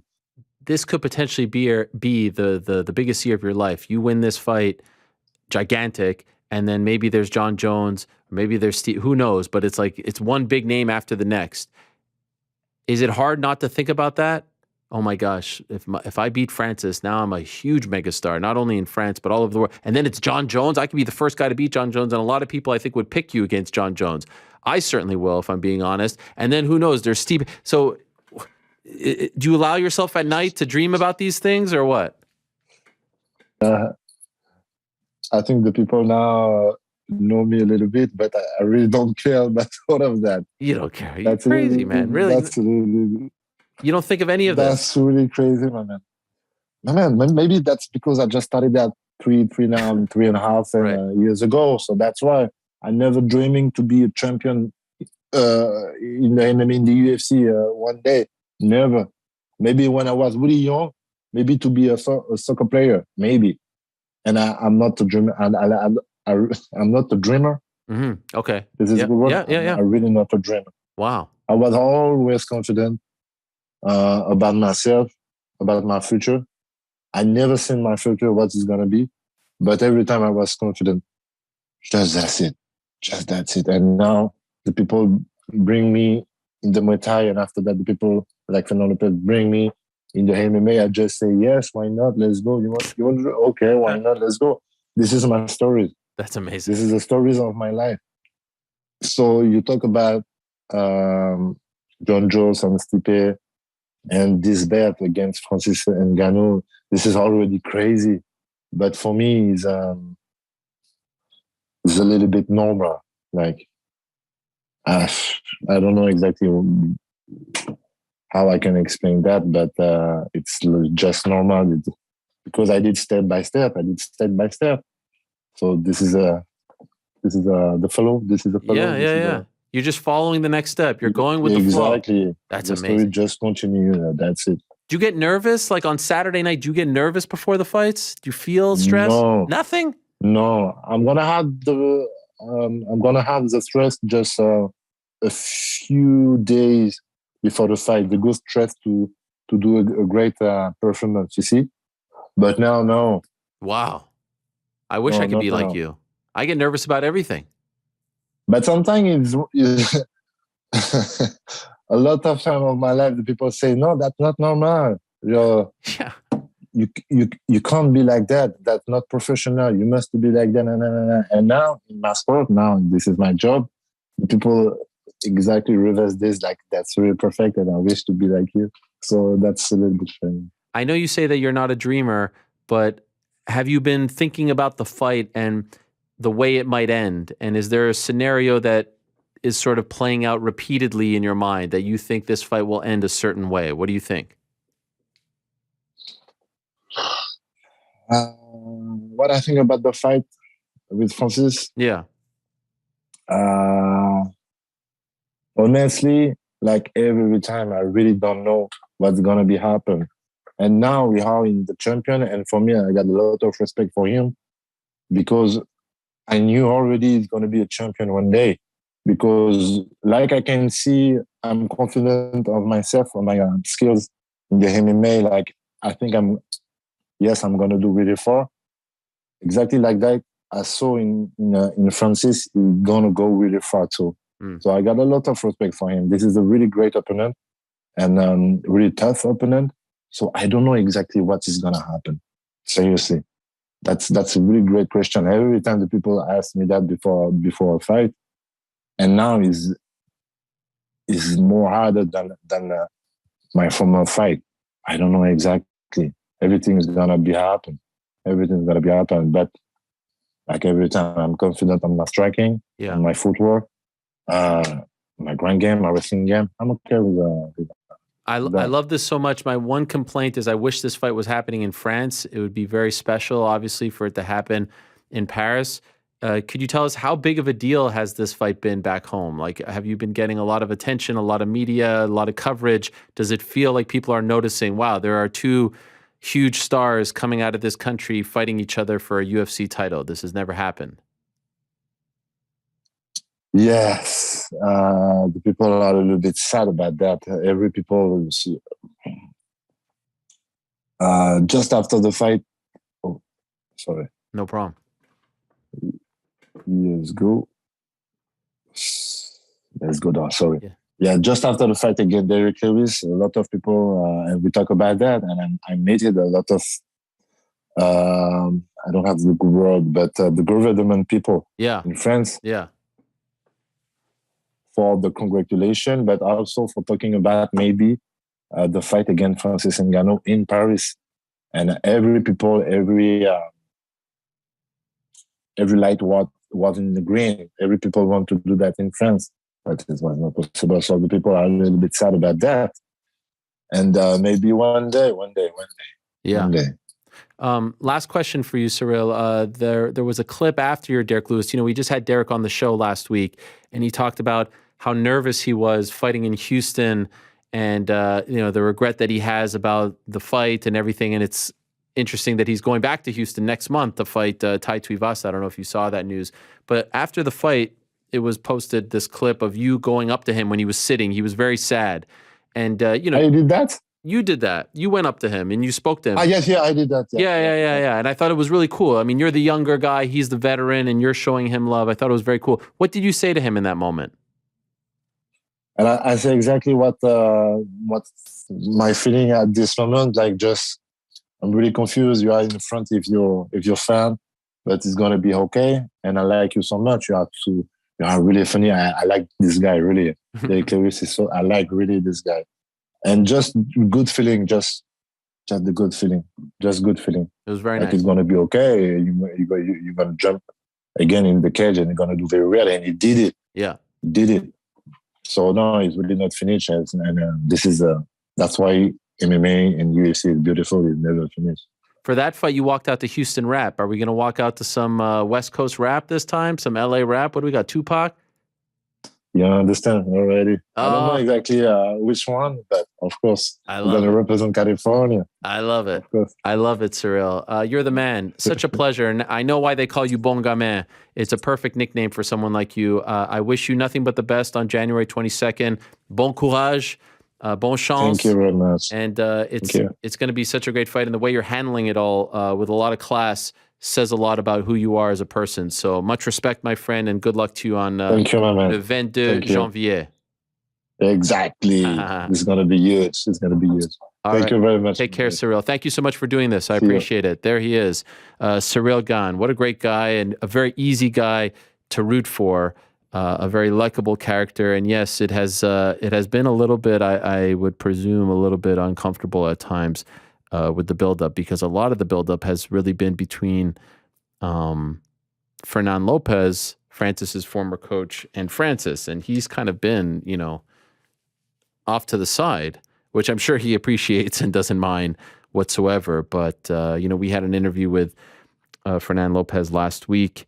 And he's talking about that footage and whether it was obviously it doesn't look like it was doctored. It was just a little clip, but it's personal between them. And the one question that I was asking him about, and it's the one question that's going to be on my mind leading up to this fight, there's a lot going on here with Francis leading up to this fight. There is a lot going on. And it's not just the rivalry with Fernand Lopez, and Fernand was on the show late last year as well, talking about all of this, but it's, the back and forth and the stuff with the UFC and his contract, and is he a free agent? Is he not a free agent? And if he wins this fight, will he be able to walk away with the belt at the end of the year? And if he loses this fight, does he have to go find a new home? Like, there's just a lot at play here. There's a lot at play.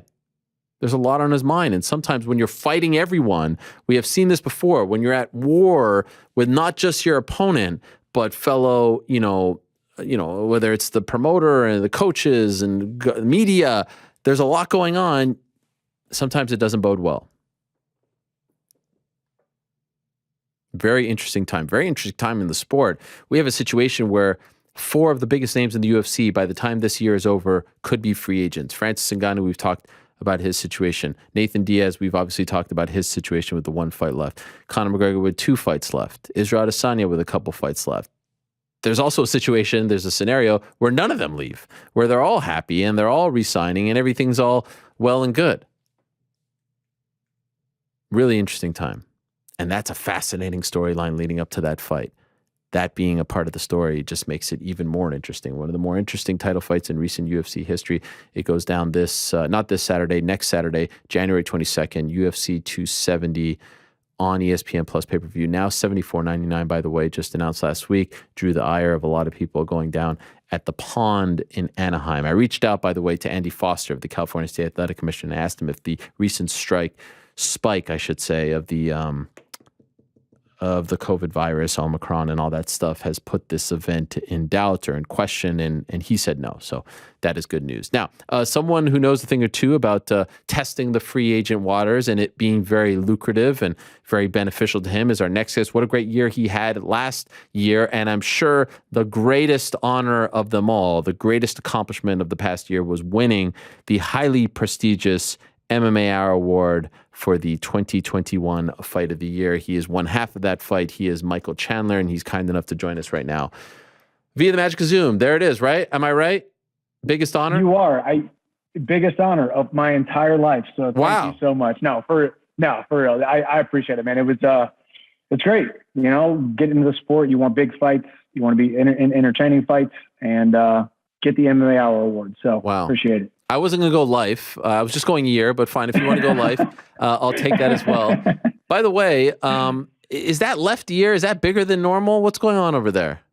Oh man, my left ear is always. I got my hair cut this morning because I knew I was accepting this award, the MMA Hour Fight of the Year Award. So I got my hair cut at 8:30 this morning. Thank you. And he's like, "Hey, how's the hair look up top?" I'm like, "Length looks good, but if you could just chop this left ear off, that'd be great." Oh my gosh. I always said I'll never get my ears surgically fixed because I want to keep the cauliflower ear, but the inside and back of this left ear makes it stick out much further than the right. So I'll probably take a little bit out of the back, keep the cauliflower, but just sew it closer to my head because it does stick out way much. So thanks for bringing it up. No, I mean, it just, for some reason, it's just staring at me. Maybe it's because of the haircut, because it's high and tight here. So it's a lot more pronounced. I don't know what it is.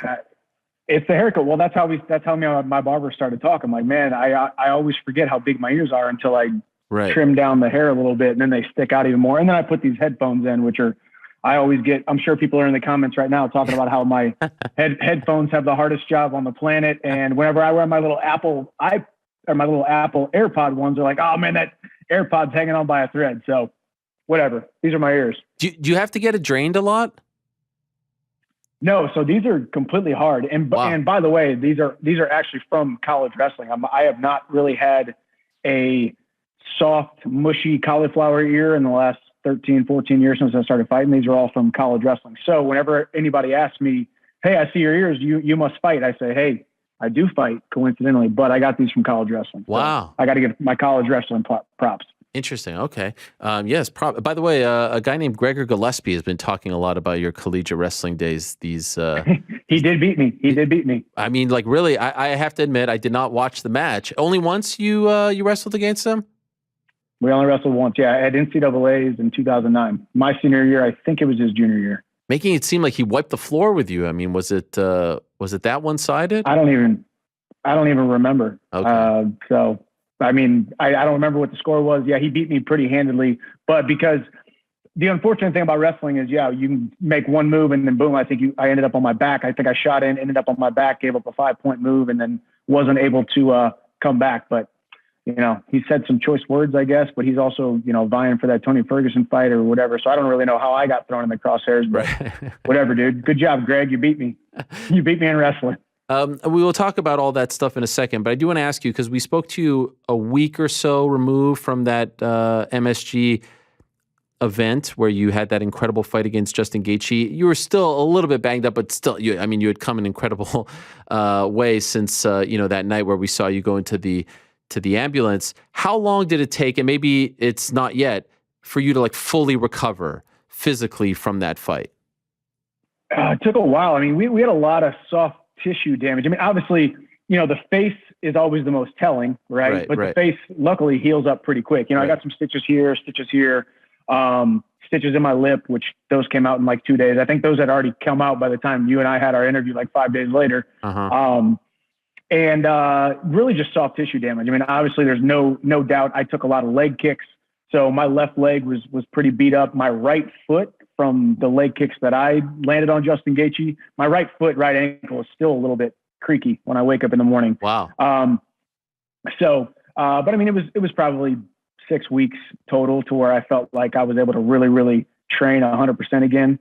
And then, yeah, man, just more than that, just pulling myself out of training camp, out of the crazy hustle and bustle of the hours and hours a day, 6 days a week. Staying up on my rehab, staying up on my prehab and all that kind of stuff. And body feels great, but just needed a little bit of time off. How many times have you watched the fight start to finish? Probably 3 or 4, not a ton. I don't think I've watched it probably in a month and a half. Okay. I think I probably watched it a couple times that first month or so, whenever I was kind of really just kind of chilling to give my body some rest. Now that I've been out and about and hustling and bustling, just been busy doing other things, but I've seen a lot of highlights, obviously, with all the awards that have been going out and stuff. Been seeing a lot of highlights on social medias, but not full on all 15 minutes. And just curious, I mean, obviously we know that when you're training for a fight, when you're in fight camp, you're in Florida, you're at Sanford, but that's not your home. Your home is in Nashville, I do believe. And so when you're home, you're always in incredible shape, and I know you're always training, but like, how seriously are you training? Right now, just not serious at all. I mean, obviously, when I'm in training camp, it's 2-3 times a day sometimes. And I mean, right now I won't do more than one workout a day. If I do a mixed martial arts training, I might do some cardio that day. But really a lot of between training camps is cardio, strength and conditioning, rebuild some of the muscle that I muscle wasted during, the cut. For me, I got to cut a decent amount of weight. And to do that, I have to calorie restrict and ramp up my cardio, lose a little bit of muscle mass. So I try to put on a little bit more muscle mass, continue to strengthen the joints and all that between training camps. And then I have a gym here in town called Nashville MMA. So I got a stable of guys that I train with here. I should be making it down to Florida here very soon to get back around my team, to get back to, my homeostasis, my feeling of home. Not to go into a training camp, but just go down there for a couple of days, see the boys, train a little bit, see coaches, and get after it. All right, so let's talk about what could potentially be next. I had heard some rumblings of Tony. Was there any truth to that? Tony's an interesting cat, man. I mean, where are we at now? what do you mean? We're in January. So what, we're 10 weeks removed from the fight. Yeah. 10 weeks removed from the fight, maybe, whatever it is. So, you know, as we just said, it took me 6 weeks to recover from the last one to actually stop hobbling around. And then, yeah, I heard something last week. He wanted to fight me in February, which was a 5-week notice, you know? So unfortunately the guy will say, and you follow the sport, you know, whenever a guy says, hey, I want to fight this guy, but I want more money, or I want to fight this guy, but it's got to be on this date. I want to fight this guy, but it's got to be at this weight. When you add these little caveats and asterisks, are you really asking for the fight, or are you only doing it on your terms, or in a scenario where you know a guy's not ready to fight? I'm not ready to fight in February. It's less than, you know, it's 5 weeks away. So yeah, there were some rumblings. He was tweeting, and then him and Gregor were tweeting, and, you know, Twitter's a place where people, you know, talk. So I would love to fight Tony, but he's, you know, we got to do it on a normal time frame. Selection up to speed. I signed with the promotion, the UFC, in September. Got offered the October 24th card. Tony's name was on that list. He declined. Then I made weight October 24th. And then 3 weeks later, he said he wanted to fight me in December, which I pulled myself out of training camp, wasn't ready to go back into a training camp, and then went all over social media and said that I turned down a fight and wouldn't fight him, and I was afraid of him. But once again, it was a short notice Tony type of offer, right? It's got a Tony shaped bow on top of the offer, right? So Tony is Tony, and I respect the guy, love the way that he fights, would love to fight him, would love to share the octagon with him, but it's got to be on a normal time frame. Everybody knows what a normal time frame is. You need 8-10 weeks to train for a fight. I take the sport very seriously. I take these fights very seriously. So no, I'm not going to fight a guy on 5 weeks notice. Just, you know, saying yes to a fight 8 or 10 weeks after a previous fight, which got the prestigious MMA Hour Fight of the Year award. And you can't do that without getting into a little bit of damage. So that's where we're at. So to be clear, though, if it's, I guess, maybe April, like what you tell me the month, you are interested in this fight and fighting Tony Ferguson. It's just that you know, proposed February timeframe didn't work for you, correct? I'm open to a Tony fight. I think a Tony fight checks a lot of the boxes that I'm looking for. I mean, I've just had such a crazy ride the last 16 months. I mean, even rewind all the way back to March of 2020 when I go to New York for the press conference for my last fight on my Bellator contract. Mm-hmm. That fight finally gets pushed back and finally gets scheduled after the COVID stuff in August. So I was in camp for 6 months. Then I had 2 weeks off, signed with the UFC, then weighed in October, then fought in January, beat Dan Hooker, then fought for the title in May, and then fought Justin Gaethje in November.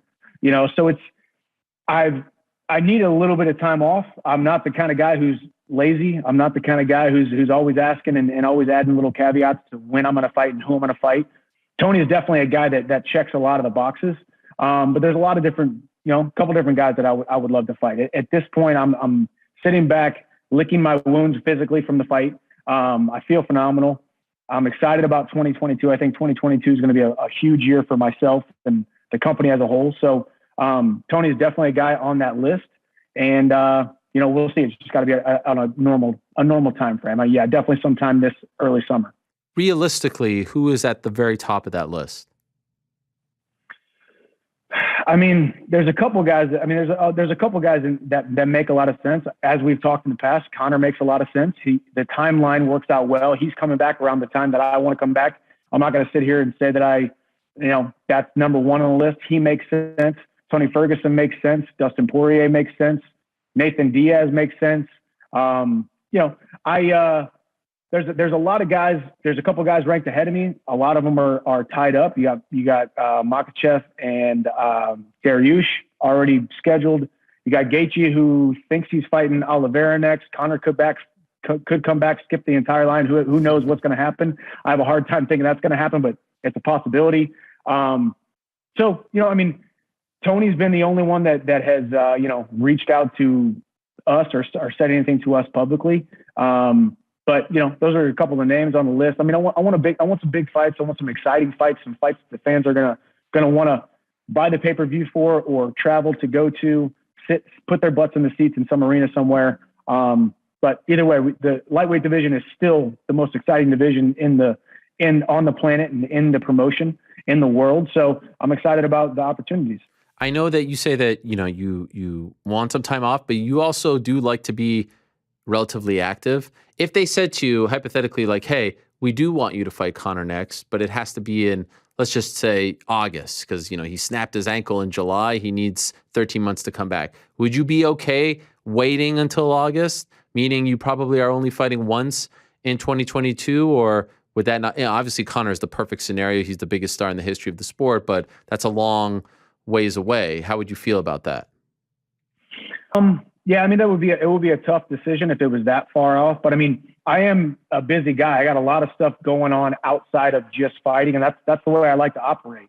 A lot of different business stuff going on, a lot of different real estate stuff going on, adding some speaking stuff that I'm doing. So I'm a busy guy outside of just training, and of course, fitness for me is a lifestyle. That's not just because I'm a mixed martial artist. I love to stay in shape. I just met Andrew Hall today from Arsenal Strength. We're building out this Arsenal Strength Iron Paradise in my backyard right now with a podcast studio and pool house and all that kind of cool stuff. So we're, I got a lot of stuff going on, a lot of irons in the fire. I would have no problem waiting until August if that was the right opportunity or if that was the right scenario. But as you said, I do like to stay busy. As we just said, I fought January, May, and November of 2021, and 2 of those fights, were up for the honors of the year. So I'm very happy with my road inside the UFC thus far. And that's what I said right away. I was going to come in with my work boots on and I was going to say yes to every opportunity. And that's really what I did. So we'll see as the opportunities come and as they present itself and as the division irons itself out, we'll see where I fit in. By the way, motivational speaking, or the speaking that you talked about, very interesting to me, because we have often said with you, like, you are the perfect guy to do that sort of thing. Can you tell us about that? What are you going to be doing? Because I feel like this is a layup for you. I don't know. I don't know about perfect. I definitely have a lot of. I think. I mean, if you and me are sitting here, we could talk for hours, and we can come up with different things, and you ask me questions. I mean, speaking on a stage and making people feel something on a stage in front of 1,000 people or 100,000 people, no matter what the difference is. You have to have a clear, concise message. You have to have it practiced and planned out and rehearsed and ready, and then ready for what may go right or go wrong. I mean, my network of people that I have around me, some really, really great influential speakers and business people and authors who I've just been blessed to have in my network of people. We're putting some things together for 2022, me getting on some stages and doing some more speaking. I've done some in the past at churches, at men's groups, at other business conferences and stuff, and just enjoying the ride. I think I do have a lot of messaging that resonates with a lot of people, especially the small guy from a small town who was taught to do small things. And I know I've said it 1,000 times and people are probably sick of hearing it, but I think we all have a small guy from a small town inside of us that holds us back. And we got to get really good at duct taping his mouth shut so we don't hear it. So we'll see. I think 2022, I start to dive into that more because that's been something that's been on my heart and I've been thinking about for a while. 2021 was too dang busy. Right. 2020, we had no idea what was going on. The year before that, I was still focused on winning the world title. So still focused on winning the world title, still focused on huge fights inside the UFC, but also focused on continuing to impact people outside of just punches, kicks, knees, and elbows. I love that. I think it would be perfect for that. I want to ask you about back in December, we saw Charles Oliveira fight Dustin Poirier, and you were quite critical of Mr. Poirier afterwards about the way that fight ended. Do you still feel the same way? Because I think you may have said afterwards that it was a little harsh in retrospect, and I know some people kind of came after you, including your old foe, Mr. Pitbull. You were critical about the finish of that fight. Do you still feel the same way? I do feel the same way. I mean, rule number one: if you're going to come after somebody, don't come after one of the good guys in the sport. That's when you get the backlash. It's easy to criticize guys who make questionable decisions, but a guy like Dustin Poirier who does charity work and he's got he's an upstanding citizen and never says a cross word about too many people, which we'll get to that in a minute. But I do think the hardest, and I even saw like Sean O'Malley a couple 2 weeks ago or something talk about, hey, you should just tap because there's no, when it's locked in that much, there should be no ego involved. It's over. You should just tap. And I think the hardest part about a choke, now you get knocked out, you lose your wits. You don't know which way's up, which way's down. you get finished, that's one thing. But when a choke goes in, it's really up to the guy who's being choked on whether or not that choke gets fully finished. He taps, he goes completely out, unconscious.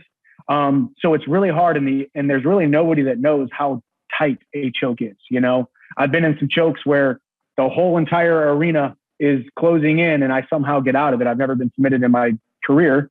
Not to say that I won't. It's, you know, anything can happen. But I think sometimes you just have to be willing to go a little bit further and then those chokes come out. So the reason I was critical of Dustin Poirier has been his dismissal and just downright disrespect of me when I came into the UFC lightweight division. Whenever me and even after Dustin made the decision that he didn't want to fight for the UFC title and he wanted to hold out for the money fight against Conor, when me and Oliveira were next in line and we said yes and we were going to fight, instead of just saying, hey, I decided to fight Conor, let these guys fight for the title, he called the title fool's gold. And I think that was part of it. My only regret from in fool's gold somewhere, because that's what he called the title that Charles Oliveira won. And then Charles Oliveira went out there and finished him. And now we have to sit back and all keep our mouths shut about who Charles Oliveira is, unless we decide to say that he is the best fighter on the planet at 155 pounds. He's our undisputed lightweight champion. And I think Dustin Poirier ate his words that night. We actually lost you there for a quick second. You said your only regret was what? It was a tremendous answer. Oh, shoot. Your only regret was, and then I lost you. Oh, man, inopportune time. No, my only regret was that I didn't type in fool's gold somewhere in that statement, because that was exactly what Dustin Poirier called the title that me and Charles Oliveira fought for. Dustin Poirier decided to take the money fight against Conor, which don't blame him whatsoever, but that's a decision that you make. So don't go ahead and just discredit the guys who are fighting for the title and call the title fool's gold. So the fool's gold champion, Charles Oliveira, went out there and finished Dustin Poirier, which is just a little bit ironic. And so that's what I said. Yeah, I don't know what's going to happen with Nathan Diaz. I know he's been sort of flirting with Dustin, but he's got his contract issues. I would love to see you versus Dustin at some point in 2022. You got the feeling last January when you guys were in Abu Dhabi, like there was some tension there between you guys when you were on the same card. He beats Conor, you beat Hooker. Where does that tension stem from? I don't know if there was much tension there at that point in time. I mean, you got to rewind back to my last fight. My last fight in Bellator was August of 2020, whatever. I'm losing the track of the years these 2020. days. And it was the first time that we met each other, shook each other's hands, both said that we were both, fans of each other's fight style and the way that we approach the sport and respect. And it was almost when I came into the UFC, of course, I become a competitor of his, and then his tune, changed and which is completely fine. We're all here fighting for the same thing. He's fighting for UFC gold. I'm fighting to get the UFC gold. That's where we want to be. So I get that. And even during that fight, it was, I think there was mutual respect. And then he got on the, during that press conference, if the UFC wants me to fight Chandler, I'm not going to do it. He hasn't earned it, basically. And I completely get that. I came into the UFC, offered Tony Ferguson. He said no. Offered Dustin Poirier. They said no. So I was the backup in October. And then even after that, we offered Tony. He said no. We offered Poirier. He said no. Rightfully so, because he was going to fight Conor. So Dan Hooker was the first guy, or the guy who finally stepped up, and I fought him January 23rd, kind of on like I was already in training camp knowing I was training for that date, but it was on a 4 or 5 week notice. But I was already training, so it was all good. So I don't know, man. I think it was, I get why he didn't want to fight me at that point, because I hadn't, quote unquote, proven myself. But now I've been in the UFC now for over a year, won a couple of awards, been in a couple of big fights, fought for the title, fell short, fought Justin Gaethje, fell short. Maybe now that I've got a loss or two under my belt in the UFC, maybe he's changed his tune and he sees a path to go out there and fight me, beat me, and want to fight me, but who knows? Will you feel incomplete? Will you feel regretful if by the end of your career you don't become a UFC champion? Do you think this will eat you inside if you don't become a UFC champion? I think right now I say yes, but my goal and hope is that I continue moving forward and continue to build myself up, build my self-worth up enough to where when I lay those gloves down in the middle of that UFC octagon, had having not won the UFC title, if that's the case, that I will at that moment be accepting of it, because I know I've done everything that I possibly could. Listen, if I was not destined to be the UFC champion, it wasn't because I didn't try my hardest. It wasn't because I wasn't absolutely disciplined in everything that I did. It wasn't because I made the requisite sacrifices to become a UFC champion. It just wasn't in the cards. But right now I say, yes, it would feel incomplete. But my goal is that future Michael, who does lay his gloves down for the last time and decides to retire, that I'll realize that that chapter is over. The sun will rise the next day, and we'll move on to bigger and better things outside of fighting in an octagon, fighting in hand-to-hand combat that will probably most likely have a much bigger impact than fighting inside the octagon will. You know, I talked about before you came on the show about how this could be a huge year for some potential free agents in our sport. You're the best case study of, hey, fight out your contract. There could be a massive pot of gold and great new opportunities waiting for you. But it's a weird thing, free agency in our particular sport, because it almost doesn't apply to everyone, right? Those same rules don't, like for some people, it's actually smarter not to test the market. For others, it is smart to test the market. Would you advocate that people in your position all test the market, all try to bet on themselves? Because you could lose that last fight, your leverage goes down. You know how the game is played. Like, what would be your message to someone who is thinking, should I or shouldn't I? Well, it's hard because, I mean, now from the position that I sit, the best decision I made in my professional career was testing free agency from Bellator to have the opportunity to go to the UFC. Now, I did hear you as I came on in the green room, the virtual green room. Yeah. I heard you talking about Diaz and Conor and Ngannou and some of these guys.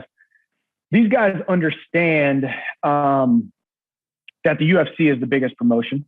They don't quite understand how great of a promotion the UFC is, because a lot of them, it's all that they know. It's all that Conor knows. It's all that Francis knows. It's all that Nate Diaz really knows. They don't quite know how much better the UFC is than every other organization, how much better they are treated from a medical standpoint, from a promotion standpoint, from a platform standpoint, from a legitimate business standpoint. Me being outside of the UFC and coming into the UFC, I have the luxury of understanding the difference between other fight promotions and the UFC. Now, the landscape also has changed. I mean, you got Tyson Fury talking about fighting Francis Ngannou. Could Francis Ngannou go make tens of millions of dollars boxing? That, to me, is that's the biggest free agent dangling of the carrot, more so than any other mixed martial arts promotion. There's no other mixed martial arts promotion on the planet that will give you platform and financial gain than the UFC. And I've seen that, I've watched that.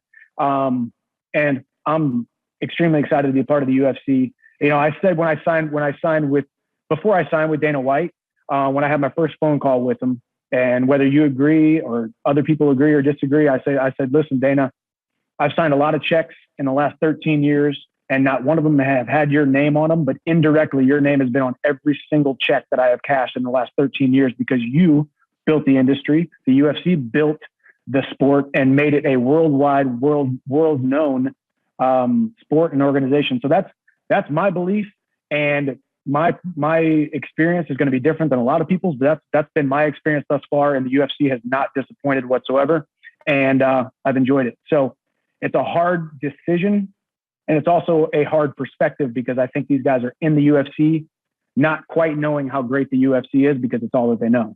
By the way, that's a fantastic line. I agree with the line, by the way. I'm able to separate, I'm able to be unbiased, and you are 100% right in what you said about him being indirectly attached to it. And I wouldn't be surprised if that sealed the deal, because it's just a tremendous line. So well done, Michael. Well done. Thank you.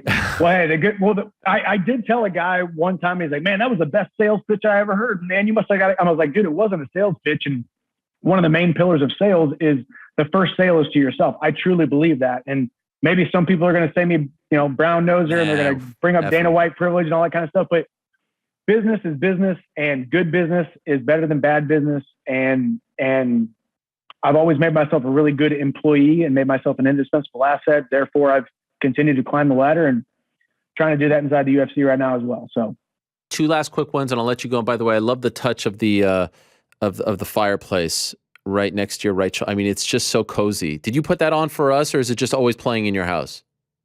No, well, I was freezing earlier. Actually, that's why I put on my sweatshirt, and I kicked the fire on and I turned the heat on because I was cold earlier for some reason. But yeah, no, it's just nice. That was my wife's design. It's beautiful. She's a great designer. I mean, the whole background here is fantastic. I want you to come to or at least her come to my house to fix things up over there. Is she an interior designer? No, she's a doctor. What? She's just good at these things. Yeah. Apparently.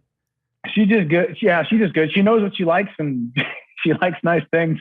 So it gets me in trouble sometimes or gets us in trouble. So I got to keep on working hard, but no, it's good. She designed this place and it's pretty great. God bless. Okay. 2 predictions and I'll let you go. Number 1, and we won't hold you to it, but prediction time, beginning of the year. Who's the lightweight champion of the UFC come December 31st, 2022? Man, if I don't say myself, but I mean, say it. You can say it. I think that's my plan. Okay. My plan is in 1 year, be the UFC lightweight champion. I think there's a path.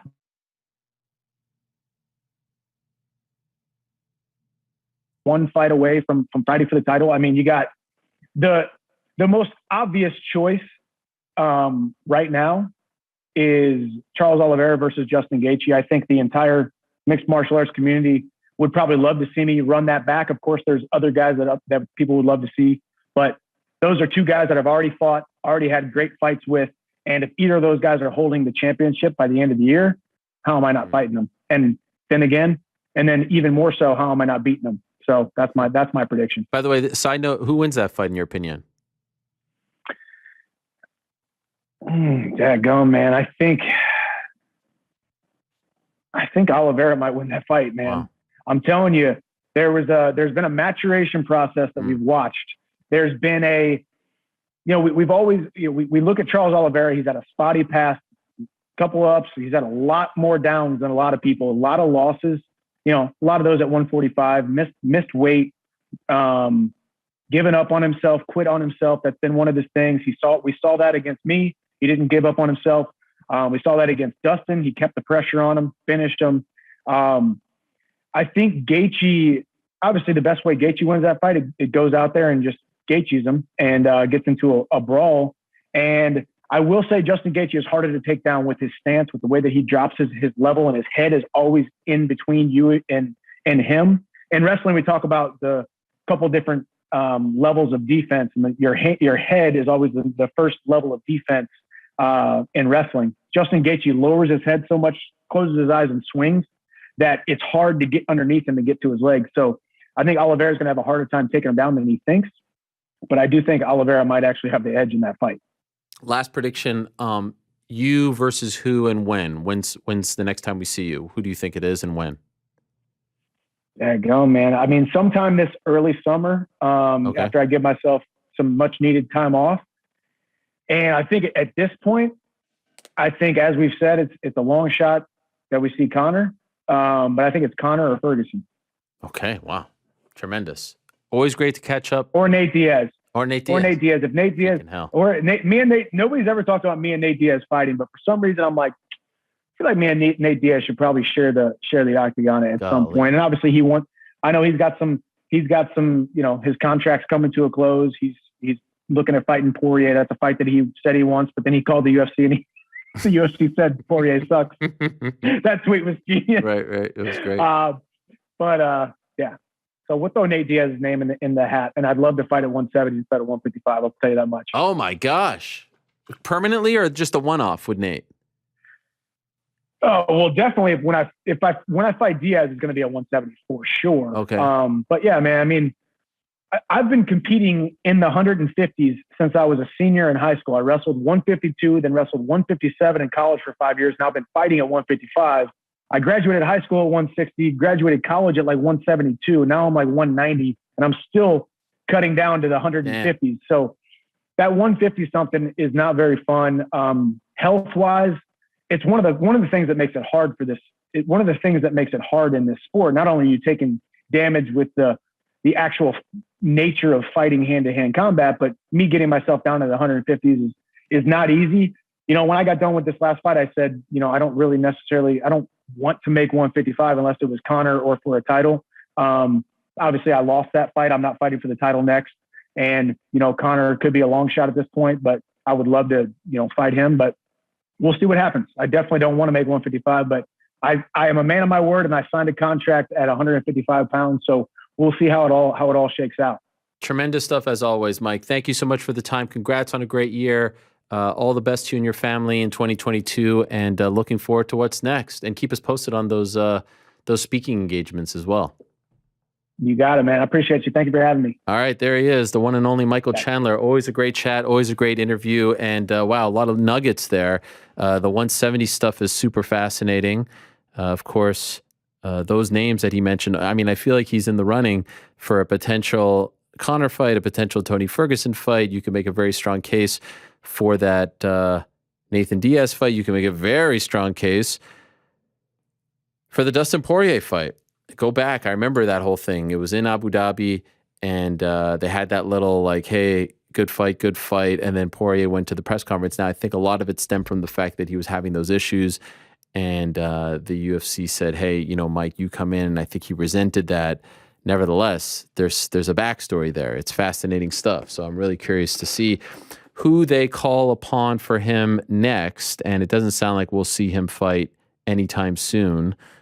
He said early summer, late springish. Gregor Gillespie versus Tony would be an interesting one. Tony has been a lot more vocal. I've reached out to Tony multiple times to try to come on. He's a tough one to get, as you guys know, a very tough one to get on the program. But it would be nice to see how he's doing, most importantly, and to see how he's feeling and his thoughts on the state of his career and where he's at right now. So I am curious about that, but it seems as though he's interested in that Chandler fight. Just that date didn't work. February would be a really quick turnaround, right? February would be super quick. All right, let me see here.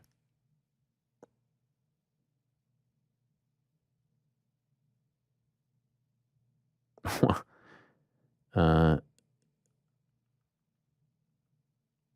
got a text here. We're going to be joined by Mark Hunt in a matter of seconds, but I got a text here from someone close to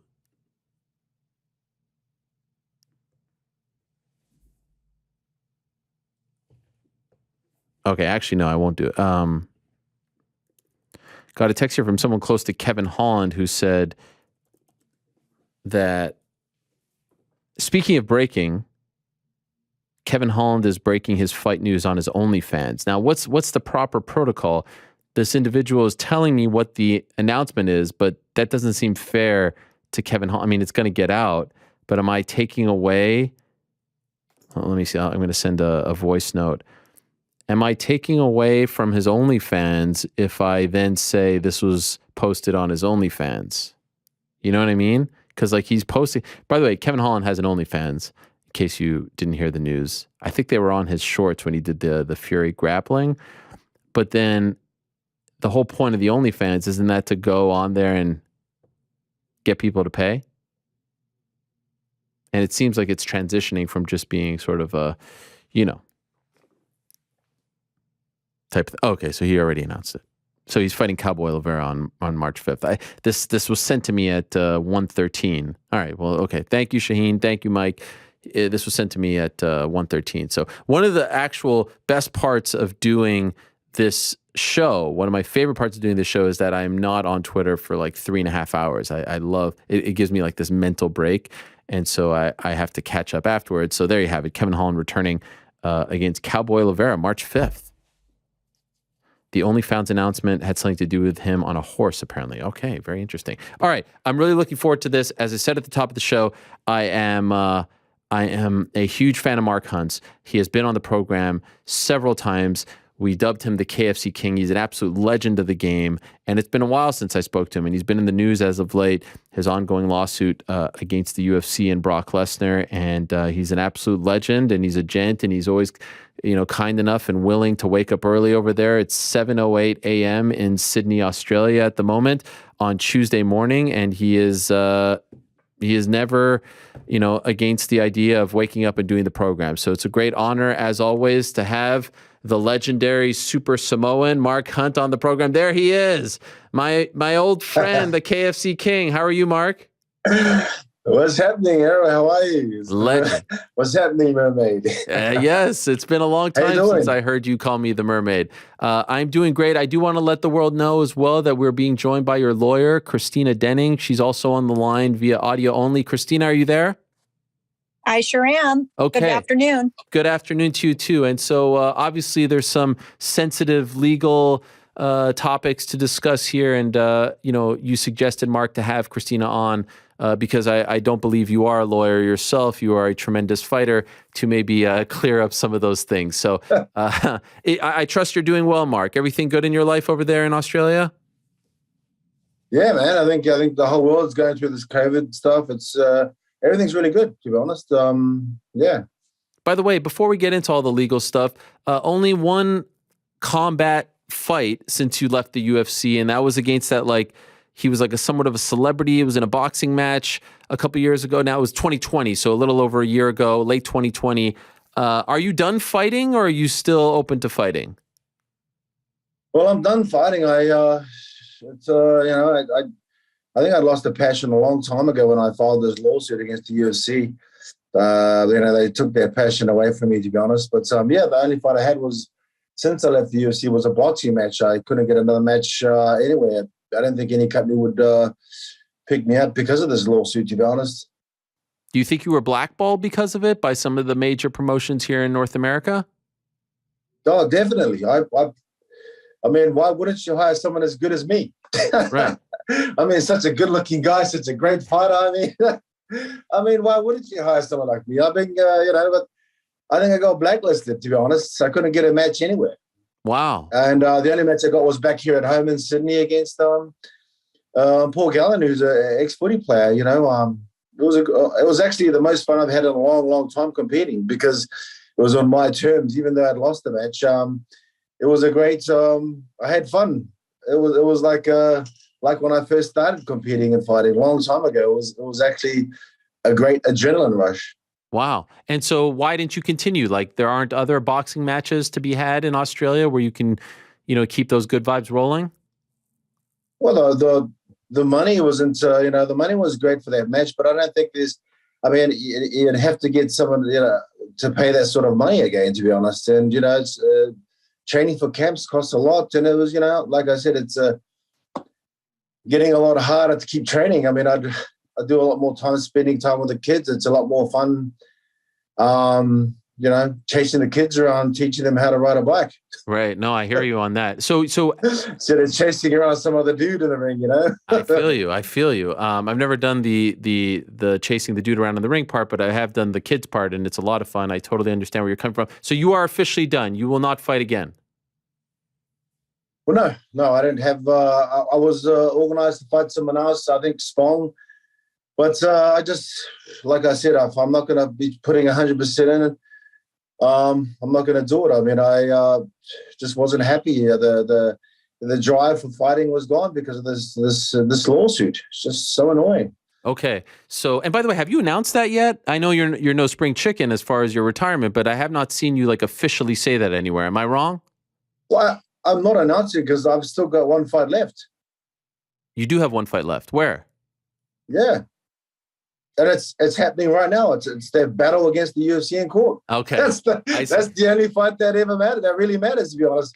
The fight for equality against these, I'm not even going to go into a crazy. I'm just saying that the fight against the UFC to making it equal for these fighters. I mean, the fight against cheaters in the sport.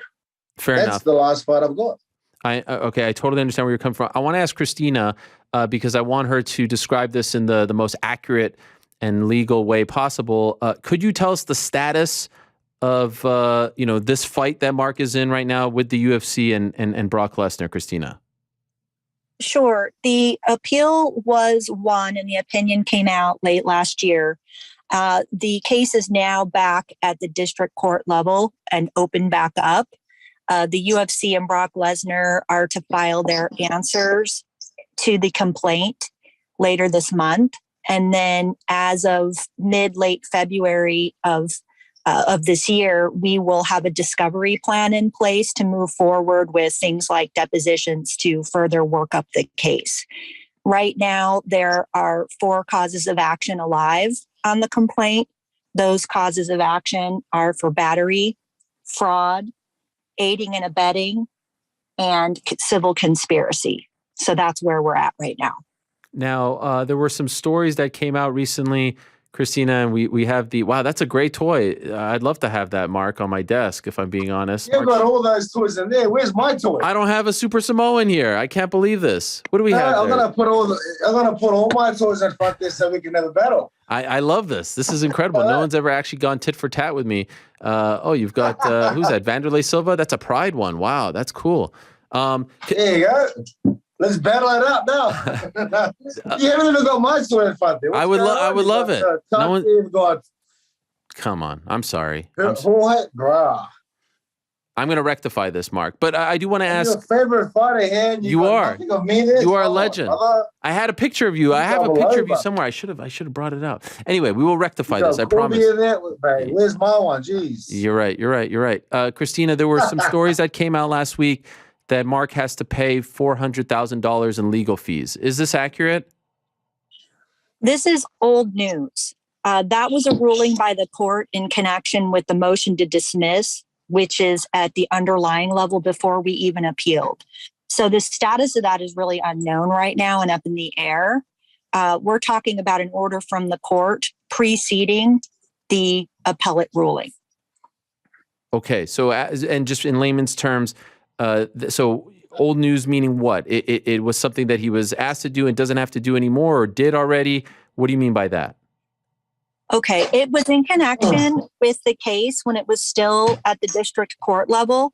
The UFC and Brock Lesnar filed a motion to dismiss the lawsuit, which was granted. Okay. And that is what was appealed.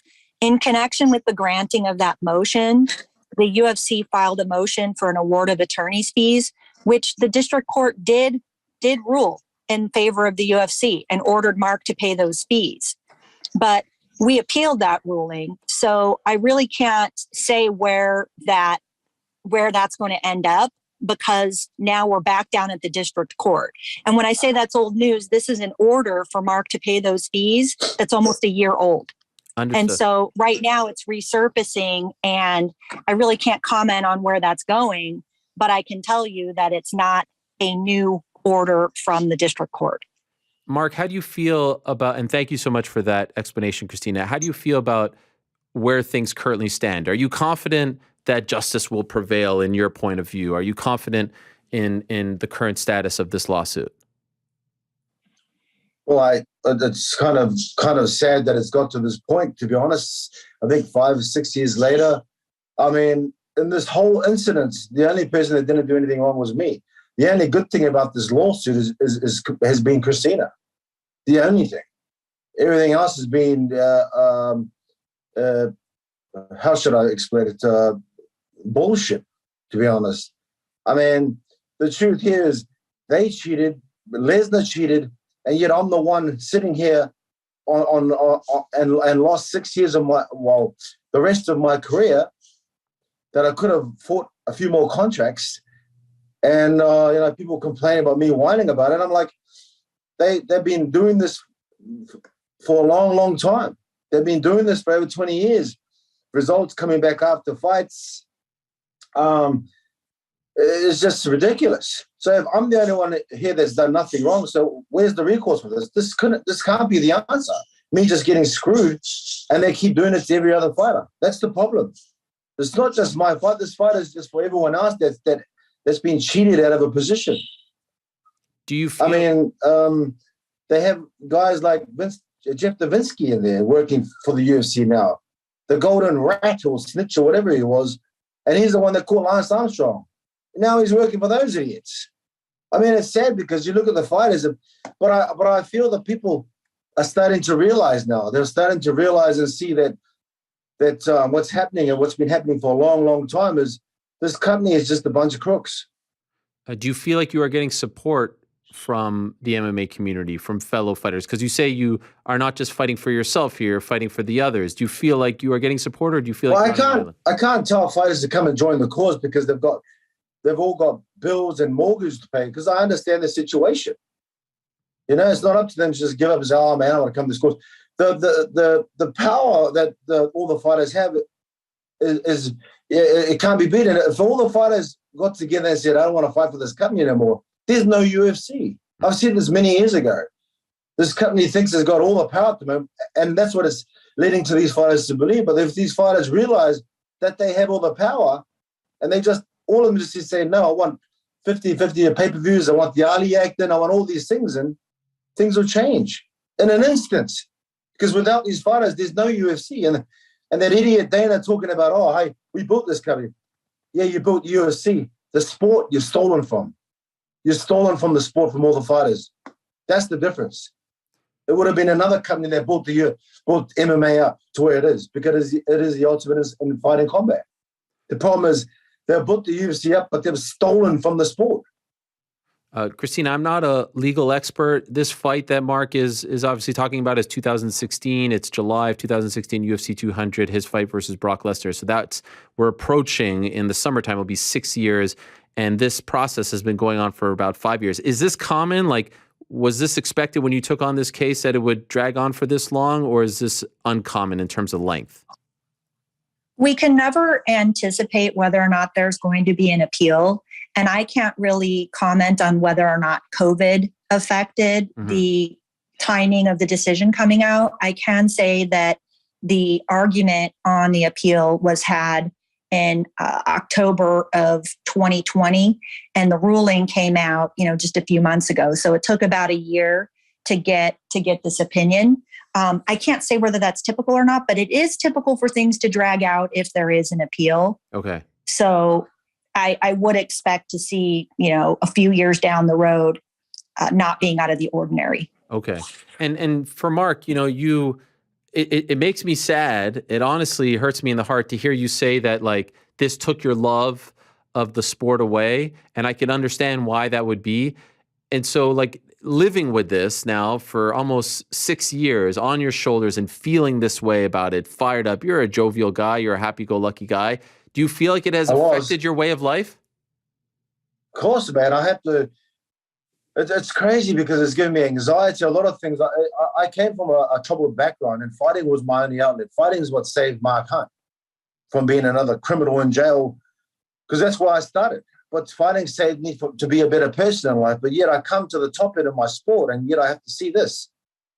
Now it's another fight, and it's the only fight that really matters to me. They're honest. Every other fight against another man is meaningless. I mean, they fight for a title that's worthless. They fight for a title that has zero prestige at all.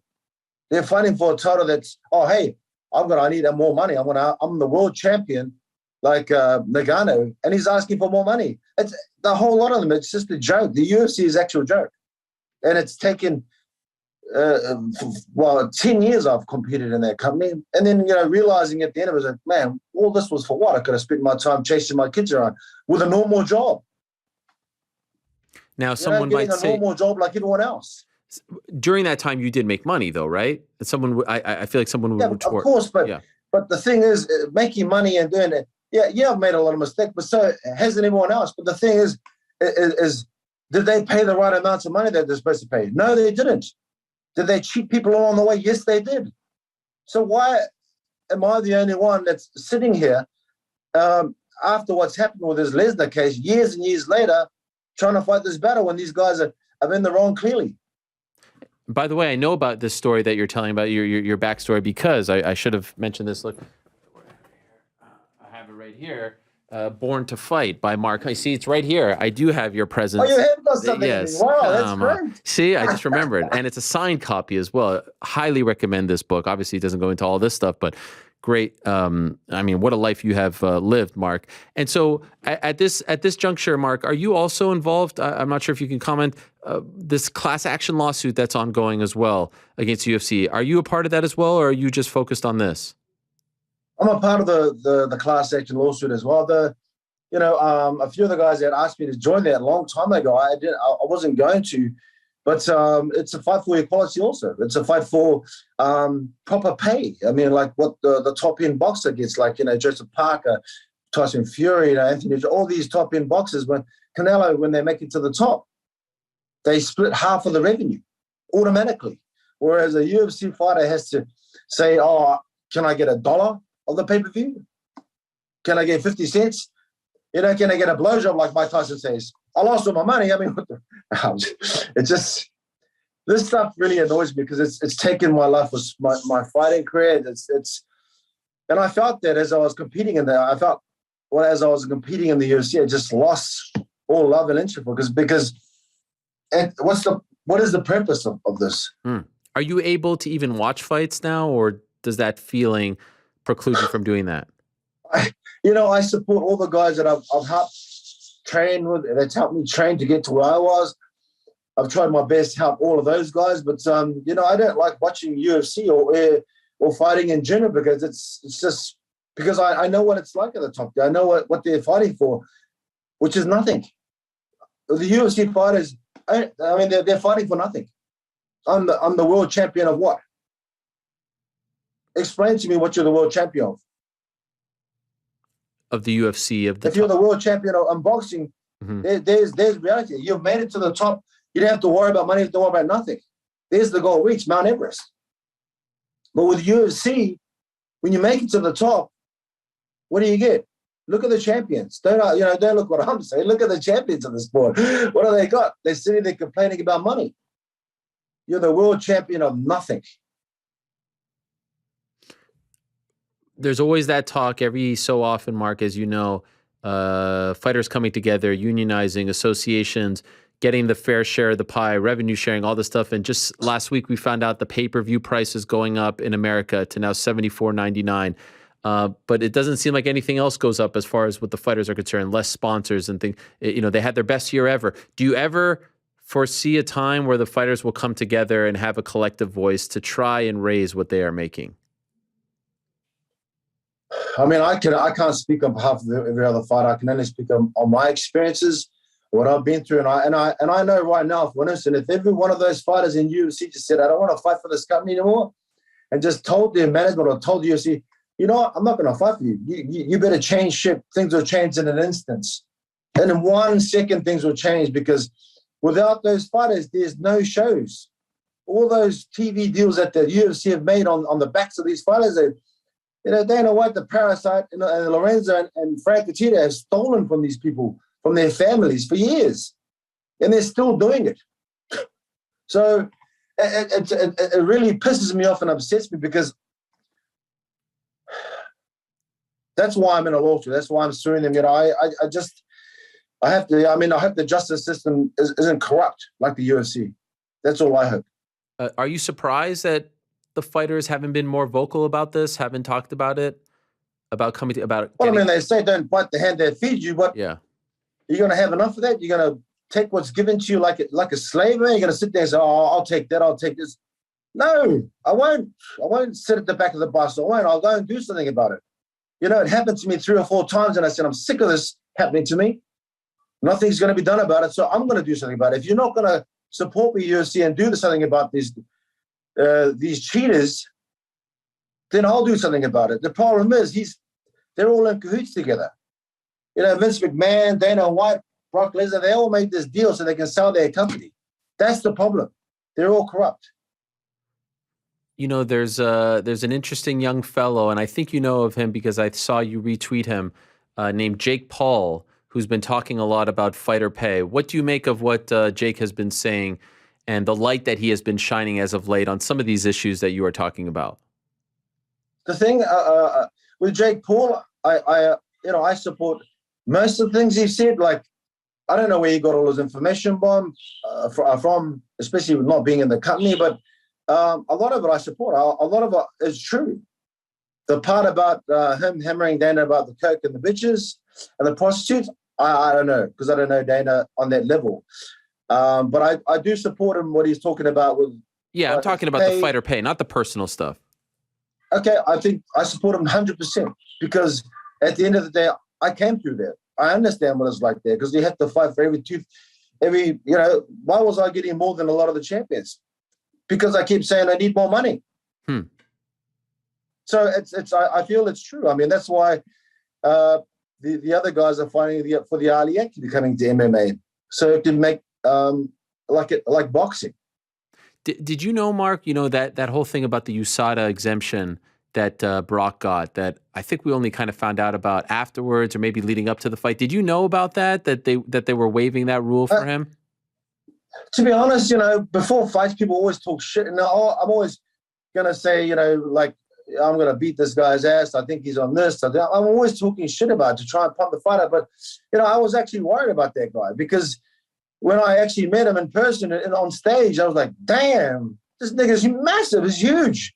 And I've fought some big guys, but, as a heavyweight, it doesn't really amaze me how big someone is. But when I stood next to Lesnar, Brock, I'm like, damn.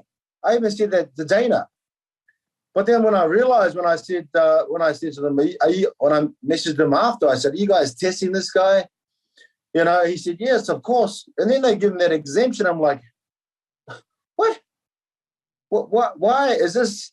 Why did you give him this exemption for? Mm-hmm. People said I should have known. Well, you can know all you want. The fact is, you don't actually know unless you have proof.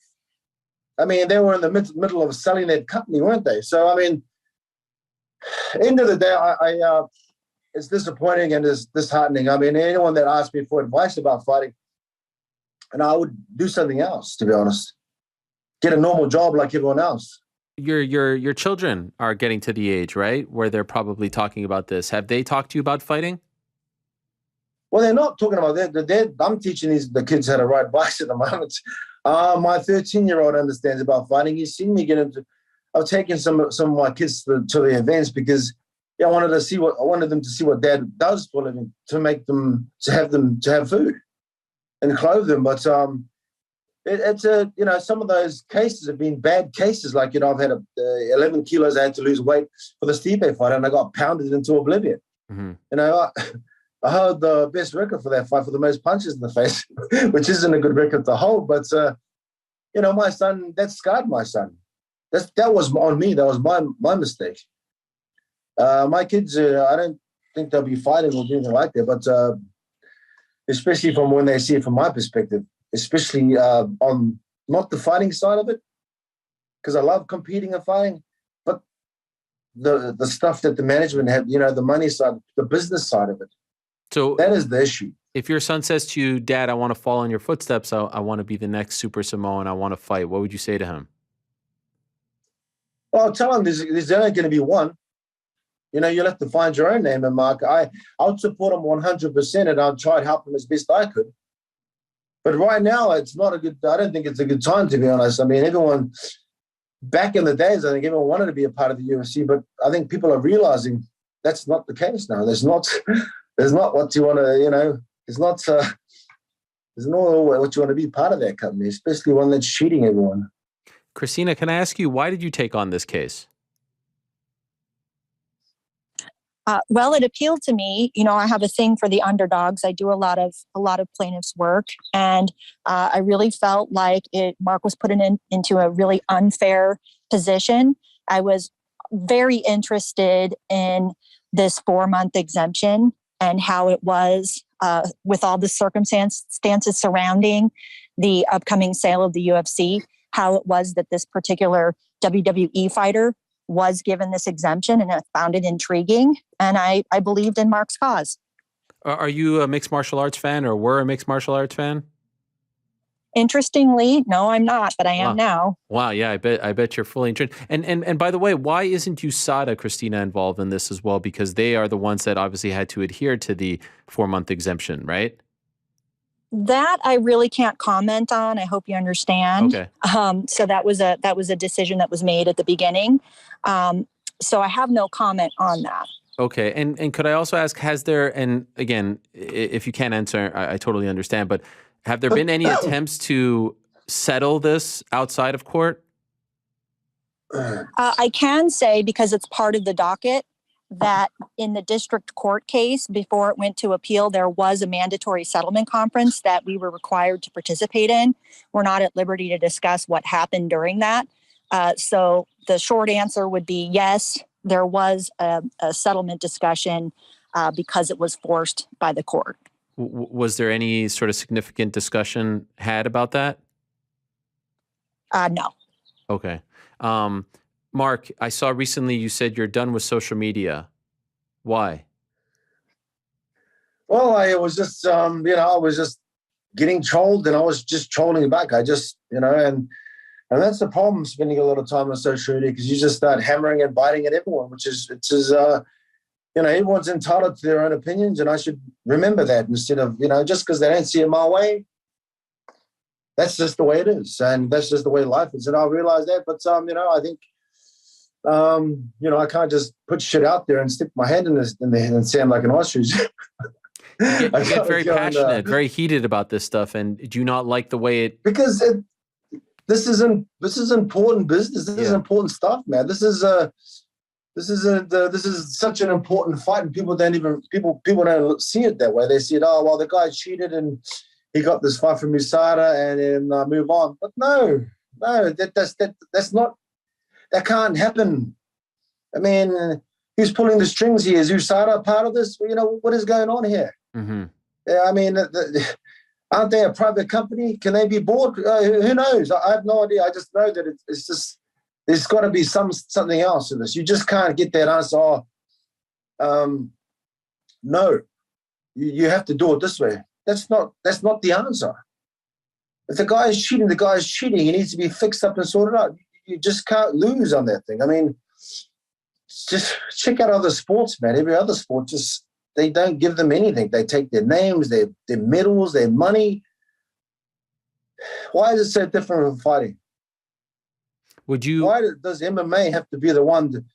And we all know the answer to it. We all know the answer. It's about those guys that own the company making all the money. Do you think that? But when is things going to change? Does people have to file lawsuits to make things change? Sorry.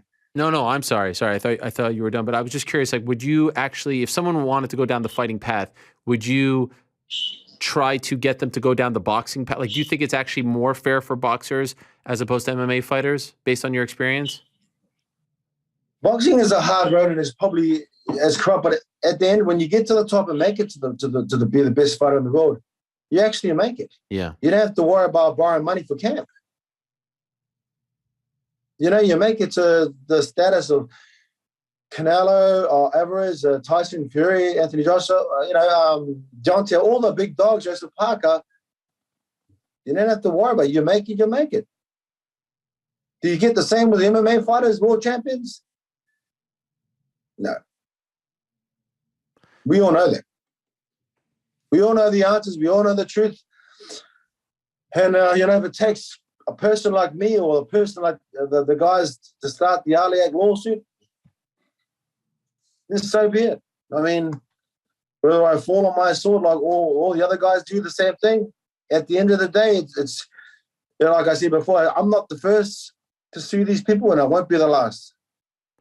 But for your health, your sanity, your family, there's an opportunity cost here, right? How willing or how far are you willing to take? Of course there's a cost. The cost has been my health. The cost has been my love for the sport, the time away from my kids, chasing a cause, a bout that I thought was worthy.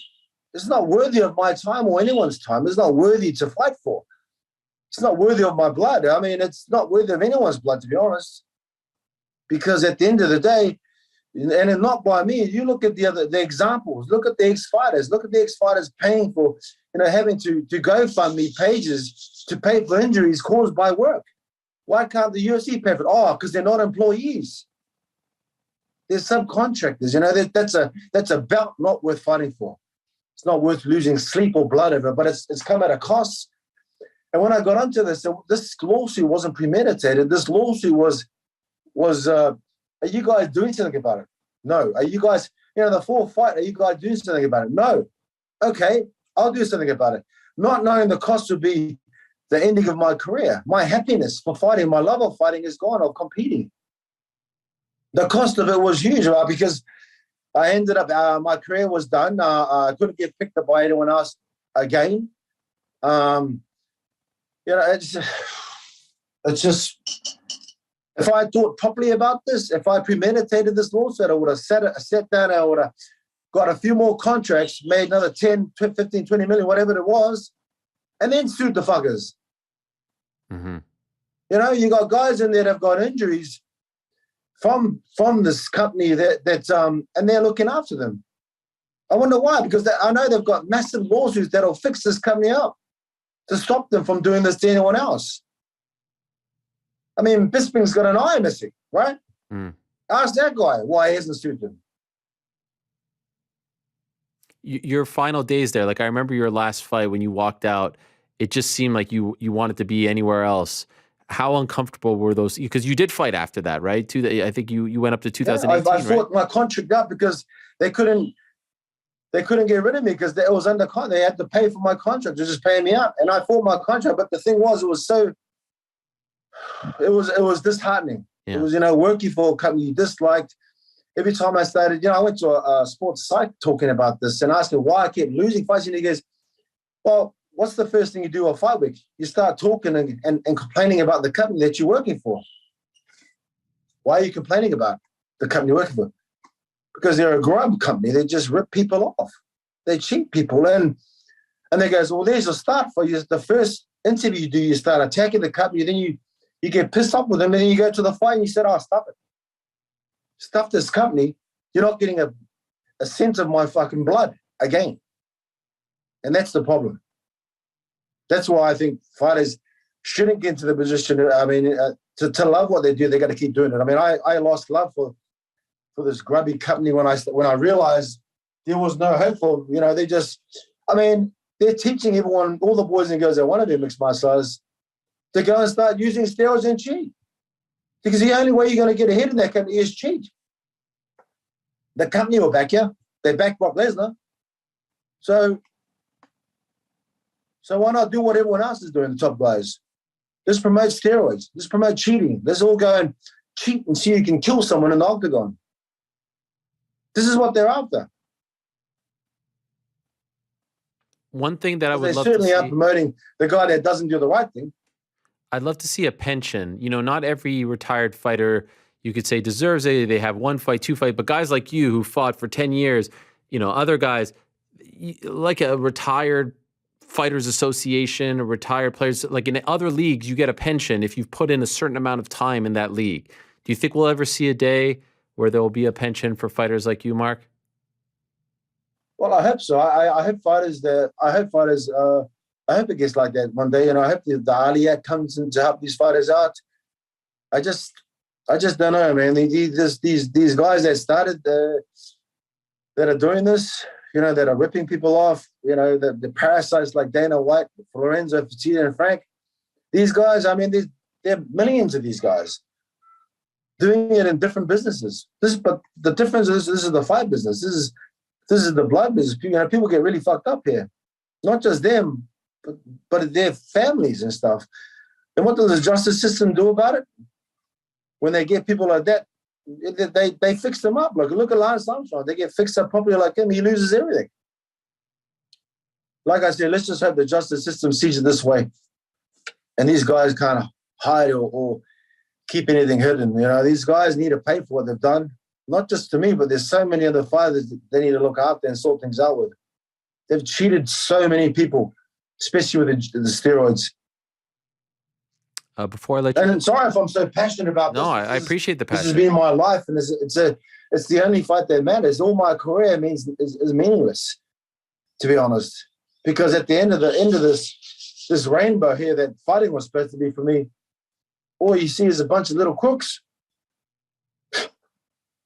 I can imagine how disheartening that is. You put in all the time and you want to kind of ride off into the sunset and not have this animosity in your heart and this feeling of being, treated unfairly. I could totally understand where you're coming from. I just wanted to ask Christina, for those following this case or curious in following this case, could you tell us what the next steps are? What should we be looking out for?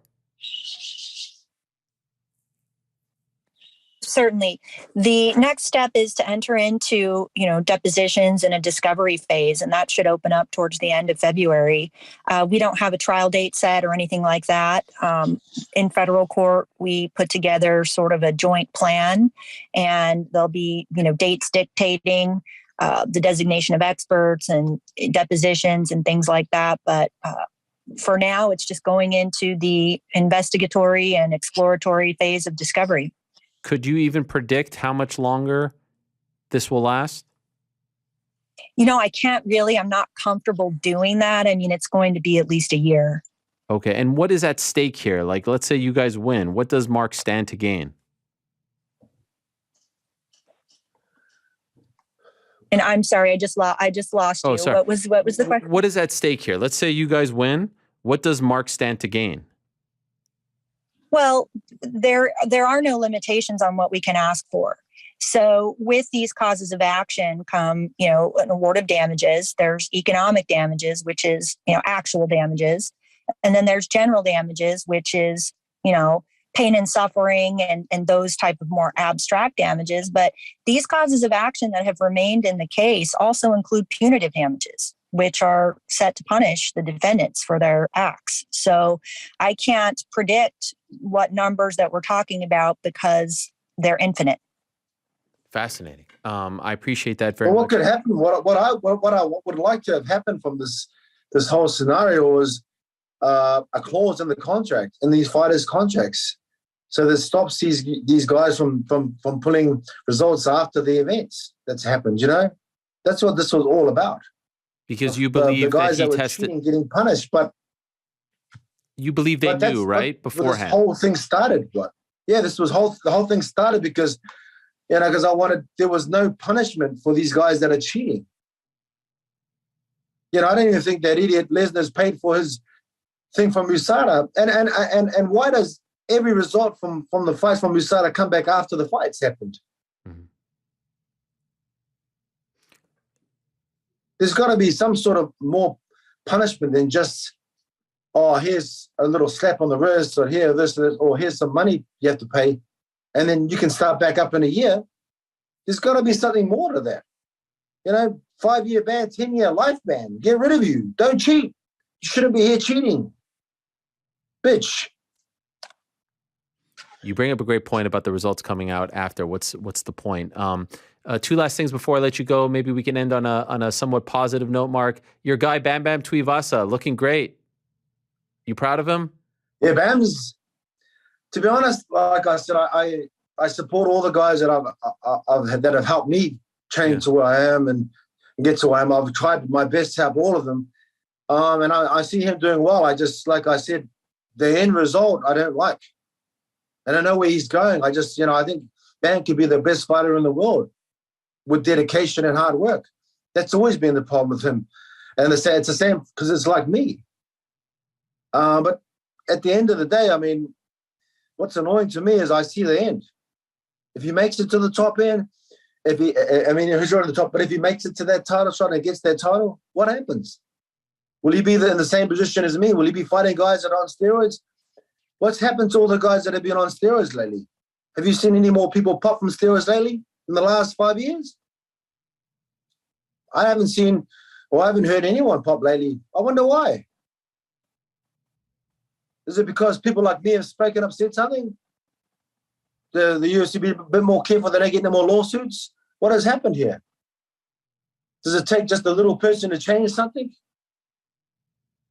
With Bam, like I said, I think Bam could be the best fighter of the heavyweight in the world. Just hard work and dedications. But, I'll always support my Usos, whatever they're doing. I just don't like the end result. If we can change things with the Ali Act and these other lawsuits, then I'm all for it. I'll support the UFC if they start supporting the fighters, but they're not. What would be your advice to a young fighter who's coming up now who doesn't want to maybe go down the same road or make a job? Don't go, Tony. Get a normal job, man. Be like everyone else. Well, until things change with the UFC, until they start looking after their fighters, pensions, health insurance, better pay. I mean, and people compare a normal job's paid to what they do for a living. It's not the same level. You're not getting beat up in front of the whole planet for an income, and to be able to compete at the highest end is different. I just feel right now with fighters, if they want to be a fighter, it's not a good idea right now. It's just not the right time. Get a job, study, do something to, we even just Do whatever you want. If you want to play games all day, if you can afford to do it or do that, do whatever you feel. I mean, I felt I've wasted all these years of chasing. I won the world title in K1. After that, MMA was another title I was chasing to be a fighter, the champion in any MMA division. I didn't get that, whatever it was. I wasn't good enough or this and that, whatever. At the end of the day, I wasted all these years chasing that bout, the UFC bout. And at the end of the day, it was a waste of time. The bout was, I should have spent more time just hanging out with my kids instead of chasing a bout that was worthless. That wasn't worth my time or my love for fighting or all my blood. Wasn't worth it. 100% wasn't worth it. I hate that you feel this way because you are a legend and you gave us so much, joy and entertainment and memories. I mean, it was I was talking about Acer Arena. Mate, when you fought Chris like I said, Errol, yeah. I loved fighting. I loved it. This is what got Mark Hunt from being back in jail and being a bad person. Right. Fighting saved Mark Hunt from being, and it probably saved a lot more other kids found an outlet. But what's happened now is the UFC haven't looked after their fighters. They've not looked after any of them. The only person that's done well was Conor McGregor, and I think he's the only one. Everyone else, and that's because he didn't. He went over to boxing. That's probably it wasn't. Yeah, the UFC haven't looked after any fighters. I don't think the end result for all these fighters is going to be good unless things change with the law. Unless the American law system sorts these guys up for cheating people, for having corrupt systems of ripping people off. They're continuing to do this. And they've been doing this for over 20 years. I mean, and like I said, and if fighters want to be a fighter, I suggest don't do it. Go get a job, go do something normal. At least you'll have security somewhere else doing something normal. I mean, chasing something that's like this, especially a waste of time, take it from me, take it from any other fighters that have done it. The only difference, example would be McGregor. He's the only one that's made it properly without even needing UFC. Well, I know you're off social media these days, Mark, but I did see something amazing on your social media. I've been calling you the KFC King for all these years. You got KFC sneakers, Mark? You got actual sneakers with KFC on them. I saw this on your page. How did you get these? And I mean, look at these. That wasn't mine. I just stole them. I just stole them from someone else's page. I thought they were given to you. I was like, this is amazing. Hell no. Yeah, but I would have rocked those around if I had a pair. Those are pretty cool. Those are pretty dope sneakers. They are. I mean, you anyone out there, you deserve those. Do you still eat the KFC? Do you still like it? Well, I've been eating everything under the sun. It has been the holiday seasons, and I've been locked down because of COVID. Yeah. My whole family just had COVID, but we just got out of quarantine. I'm sorry. It's kind of a crazy time in this world, but it's also an exciting time to be alive. It's so good that I've been able to spend so much time with my children, and it takes more exercise chasing them around the park than anything else, to be honest.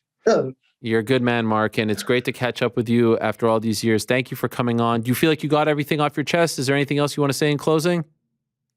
I appreciate your time here, Hawani, and hopefully things change. Hopefully the UFC start looking after their fighters, and fighters see this and realize if they do go down this path, hopefully they make the right decisions, and hopefully things change with these lawsuits. I hope the systems, the American system, the law system fixes things up properly so this doesn't happen again to anyone else. Thanks for your time. And also, of course, thank you to my great lawyer, Christina, for being a part of this journey. It's not over yet. And this is the last fight I'll have. And it's sad for me that it's in an area that I have no idea about. Mm-hmm. It's an area that's it's something else, but I wish I could battle some more. Especially, I feel like I could fight forever in my life, but things end and things change, and that's what happens. My time's done with fighting, and that's it. Hopefully, we win this fight and change the laws for steroids and MMA, and things change. And got some idiots talking about CTE. You've got CTE, buddy. Well, much respect to you, Mark, and I'm happy to hear that you guys are okay after the COVID stuff. It's a crazy time. Good luck to you guys. Christina, thank you very much for the time, and the insight. Appreciate you greatly. And Mark, all the best to you. And you'll always have a home here. You may not be on social media, but you can come on here anytime. All right? All right, Jeff, thanks for the time, everyone. See you, bud. All right. Peace out. There he is. Thank you. Take care. Thank you very much, Christina. All the best to you as well. The Super Samoan, a legend of the game, Mark Hunt. By the way, it's a great read here. Born to Fight. This came out a couple of years ago, more than a couple at this point. And it's interesting at the beginning. Where does it end? It ends. 2015. Yeah, I'll never forget that one. Mexico City. That was a wild one. Remember that interview that we did with him by the pool, and he was like, "Man, he was not feeling it. He was not into it." That was a fascinating time.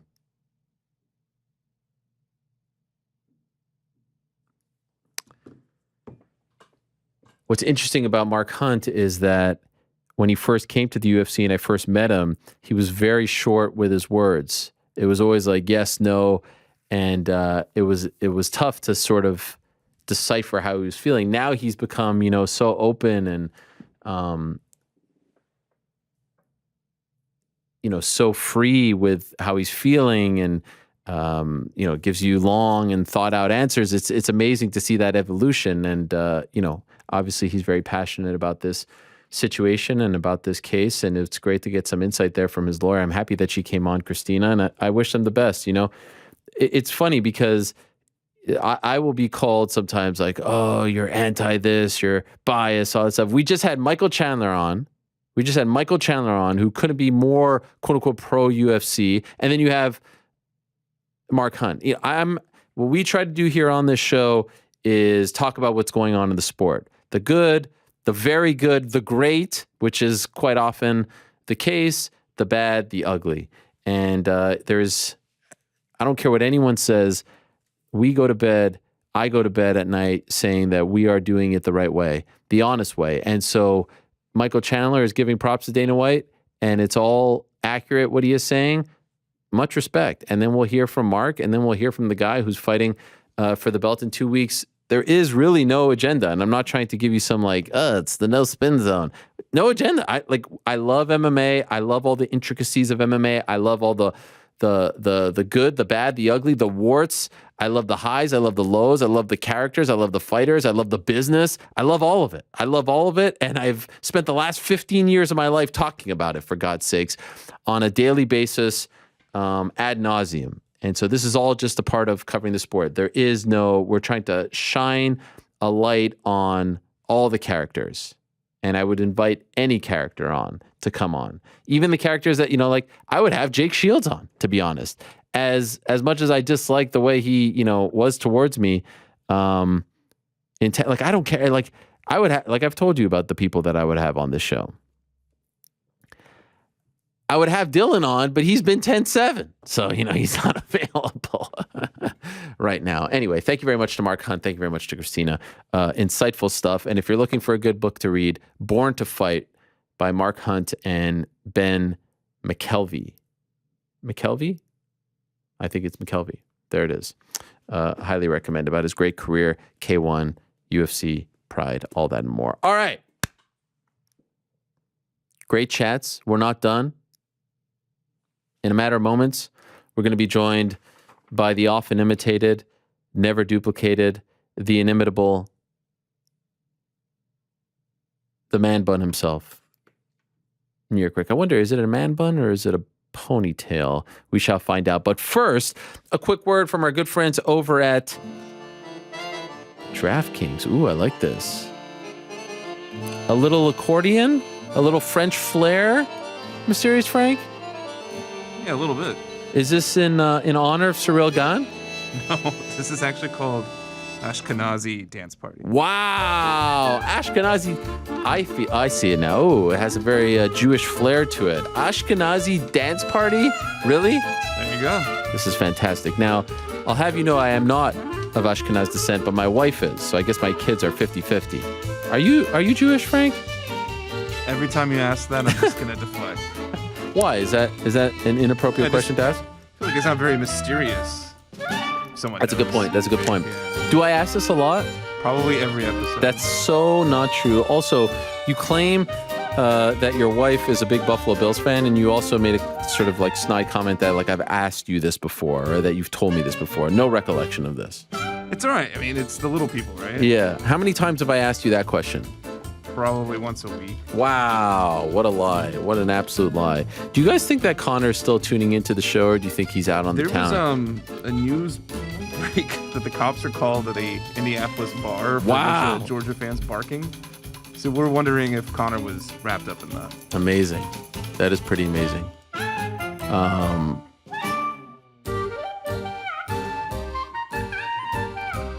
This is the greatest ad read ever. Oh yeah, no, I'm starting to read the news. I forgot that we're actually doing an ad read. I was looking up that news. Where's the news? No. What were you saying, Tucker? Was that on air? Okay. Yeah, where is he? I mean, can he join us like on the streets? Slammer right now. Yeah, he might be. I hope not. Jeez Louise. All right. Well, all the best to Connor and the Georgia Bulldogs. I think we're rooting for the Georgia Bulldogs, just because we have no other. My goal with these is always to like let the song play out, and then you have to play it again before.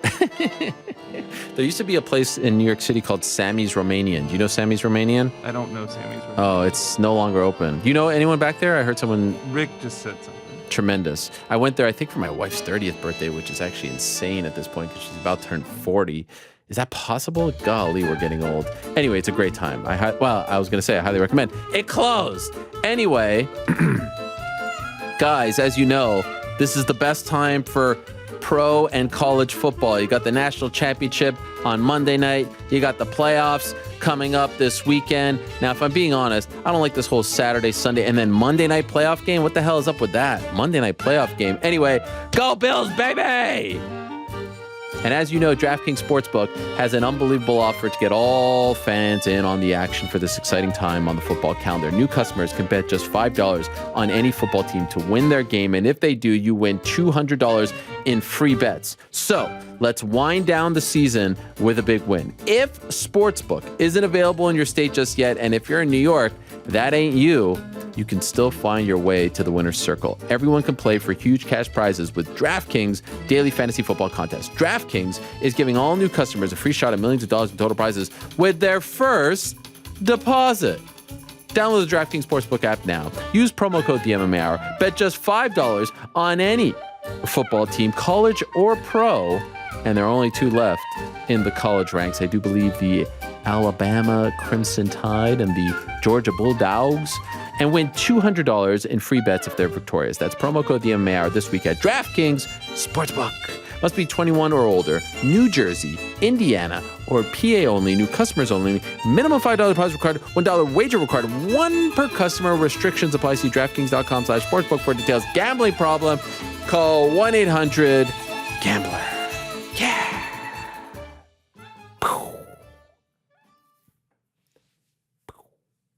And now it's time to open up your ears and your minds, MMA fans. Oh, it's yeah. time for Rick's Picks. Yeah. Rick's Picks are I feel like we lots of haven't heard fun, this song in and a his while. hair is in a bun, because it's, you already know what it is. Rick's Picks. Ladies and gentlemen, boys and girls, it's the moment you've all been waiting for.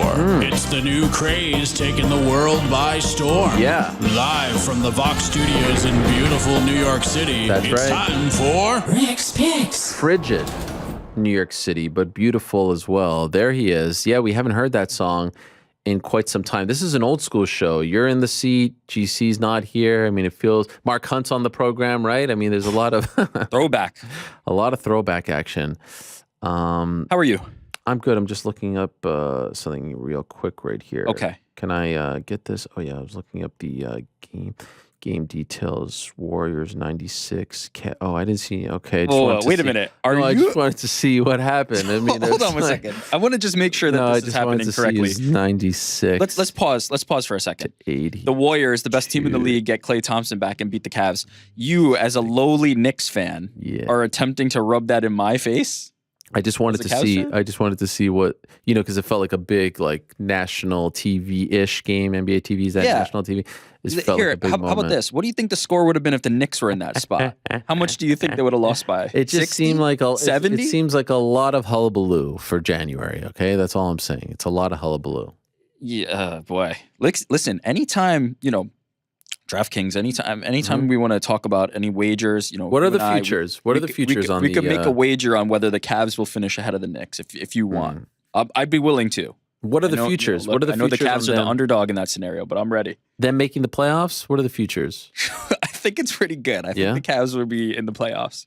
Listen, the Hawks, the Knicks, you guys just make it. You and Connor, you guys just make it. And you're talking about Connor's team. He's not even there to defend himself. That's not cool. That's okay. They don't defend much anyway, so that fits. You guys make it to the playoffs, and we'll see what happens.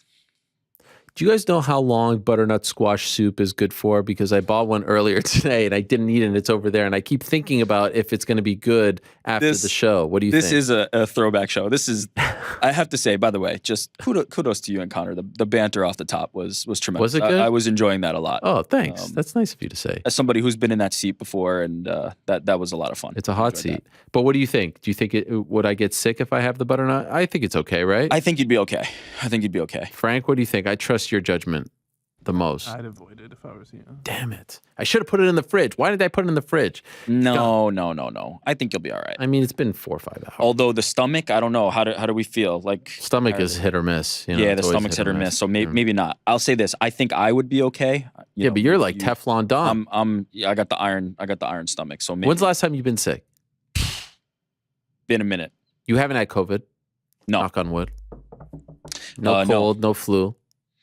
I don't get sick. And controversially, famous last word. Yeah, seriously. Well, first, yes, that's for Where's sure. Eric? But controversially, I mentally, and you can ask former colleague Tessa, former colleague Riva, who we stay in contact with about this. I don't mentally believe I can get sick. I in my head, I will fight off sickness by just power of positive That is thinking. the craziest thing I've ever heard. What does that even mean? You get sick. By believing that I will not get sick, I do not get sick. You know who talks about this? I think Izzy has talked about this. Yeah, about, I mean, look, fighting off the sickness. It's a little bit tongue in cheek for me, but no, there is something too. Like I really don't get sick. I really don't get sick often. I don't get taken out very often. So I believe I put this into the world. And let me pause here to also say that I'm double vaccinated and boosted, just in case this conversation goes a route that we don't want it to go, and people are looking for something to say. But no, when it comes to the common cold, when it comes to these things, I really don't get sick very often. Wow. When's the last time you threw up? There was a great Seinfeld episode about this, about like the the streak that they were on. Do we count drinking, or are we talking strictly for sickness? Because it's probably the last time was drinking. I really don't get sick very often. Wow, I don't drink very often. Even with little kids. So. What's that? Even with little kids. Like I got they get strapped sick. from my kids. You don't get it? Wow. This is crazy. No. They pass it around to each other more than I do. So is it a man bun or is it It's a ponytail. It's a ponytail at this point because there's no like shaving going on underneath. Well, no, that's not necessarily. That's more the undercut part of the man bun. The man bun is I'd have to have it up, right? I'd have to have it in a bun up here. True. But right now I've got it flowing. Homage to Steven Seagal, the great Steven Seagal. Yes, I'd say. And his strong ponytail. So that's what I've got going on here. Who rocks the best ponytail in male history, in your opinion? No one looking at him. You're looking at him. All time. Like, who's your inspiration here? I can't say that there was one person. What Highlander? Highlander. Oh yeah, maybe. Isn't that your favorite movie? Mine? You talking to Frank? Or no, to you. Isn't that the Devon Sawa movie? Highlander? No, that's a Jesus, Ariel. I mean, your movie, your movie. What is the Devon Sawa movie? Final Destination. That's one of my favorites. That's the one you talk about all the. Are you a fan of Final Destination, Frank? Not at all. Do you know? Rough. Do you know Devon Sawa? I think the face rings a bell. No, but former teenage heartthrob, still going, acting in tremendous horror movies. Right? Just had one come out this Christmas. Chucky. And he's on the Chucky television series on Sci-Fi and USA. The man, the GOAT. Yeah, Casper. You've seen Casper, right? With Christina Ricci. Come on. Like from the late 90s. Yeah. I saw that one, yeah. He's Casper. He was the boy when Casper becomes a boy. He was the boy. Anyway, why he's probably wondering why Little are you talking Giants? about this guy? Little Giants. Oh yeah. Come on. Wait, why are we talking glasses? about? That's alfalfa. Oh, is that alfalfa? I'm No, that's Little Rascals. Anyway, Why do we talk about Devin Sawa? I forget. We were talking about movies. You thought Highlander was a Devin Sawa movie. It is not. I can assure you. You watch Cobra Kai? Christopher Lambert is the name of the main character in Highlander. The actor who plays. Cobra Kai, you watch? I do not. Everyone's talking about Cobra Kai. I'm not a TV guy. Big Karate Kid fan. Don't get me wrong, but I'm not a TV guy. I don't watch a lot of TV series. I'm a completionist. Once I start them, I can't quit them, no matter how shitty they become. Right. And so TV's a dicey territory for me because you get 3 seasons in, and then you're like, I can't quit this, but I hate it. Sometimes I hate these shows, and I can't quit them. So I'm better off just not starting TV shows. Movies only. I have a new, actually inspired by our good friend John Pollock. One of my goals for this year, and I'm not a resolution guy, but he's doing this. He's actually trying to read, I think, 52 books. Wow. My goal is 10. Say what? Yeah, what? You might as well have not even brought up John Pollock. If we're going from 52 to 10, just say your goal is to do 10 books. I'm trying to give him props. This is not a good point of comparison here. What are you talking about? I've probably read 10 books in the past 10 years. I'm trying to do it all in one calendar year. One guy's like, I want to be a millionaire, and then the other guy's like, I might want to scratch off a 500 bucks. I mean, you shoot for the moon, you land among the stars. Listen, I'm giving you a hard time. Good on you. 10 books is not 10 books is pretty. I mean, it's almost one a month to sneeze at. Yeah, it's solid. I imagine there'll be little pamphlet-sized books, but that's okay. Listen, I didn't say how big the books are. I just say books. All right, I'm currently reading Instigators. Are you familiar? No, with I'm not familiar. What is it? Well, it's Insta. And then GA. Oh, it's about social. It's about social media. No, it's about like crocodiles who become detectives. Stop! Oh, this is a kid's book. Oh, you got. Sorry, I botched that. I botched that. That was a good one. You're not on the market yet. I botched it. Once your kids get to like 3rd or 4th grade, you'll. No, listen. Avery's a vociferous reader. Really? She loves to read. Diary of a Wimpy Kid.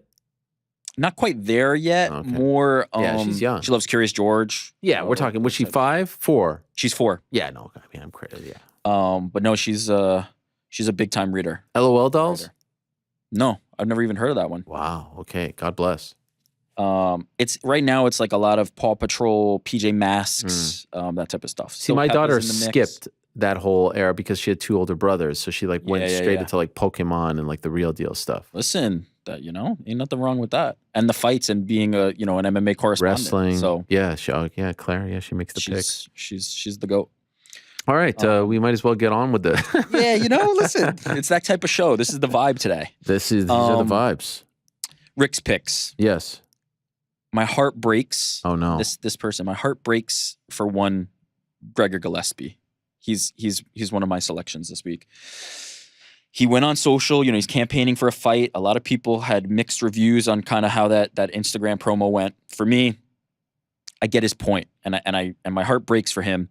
He's in a very tough position where he cannot get a fight with the upper echelon of fighters because, look, quite frankly, like that's a dangerous fight. That's a tough fight. We've seen many fighters in this position before. Beneil Dariush famously has been in this position before. Now he has his high-level fight. My heart breaks for Gregor Gillespie.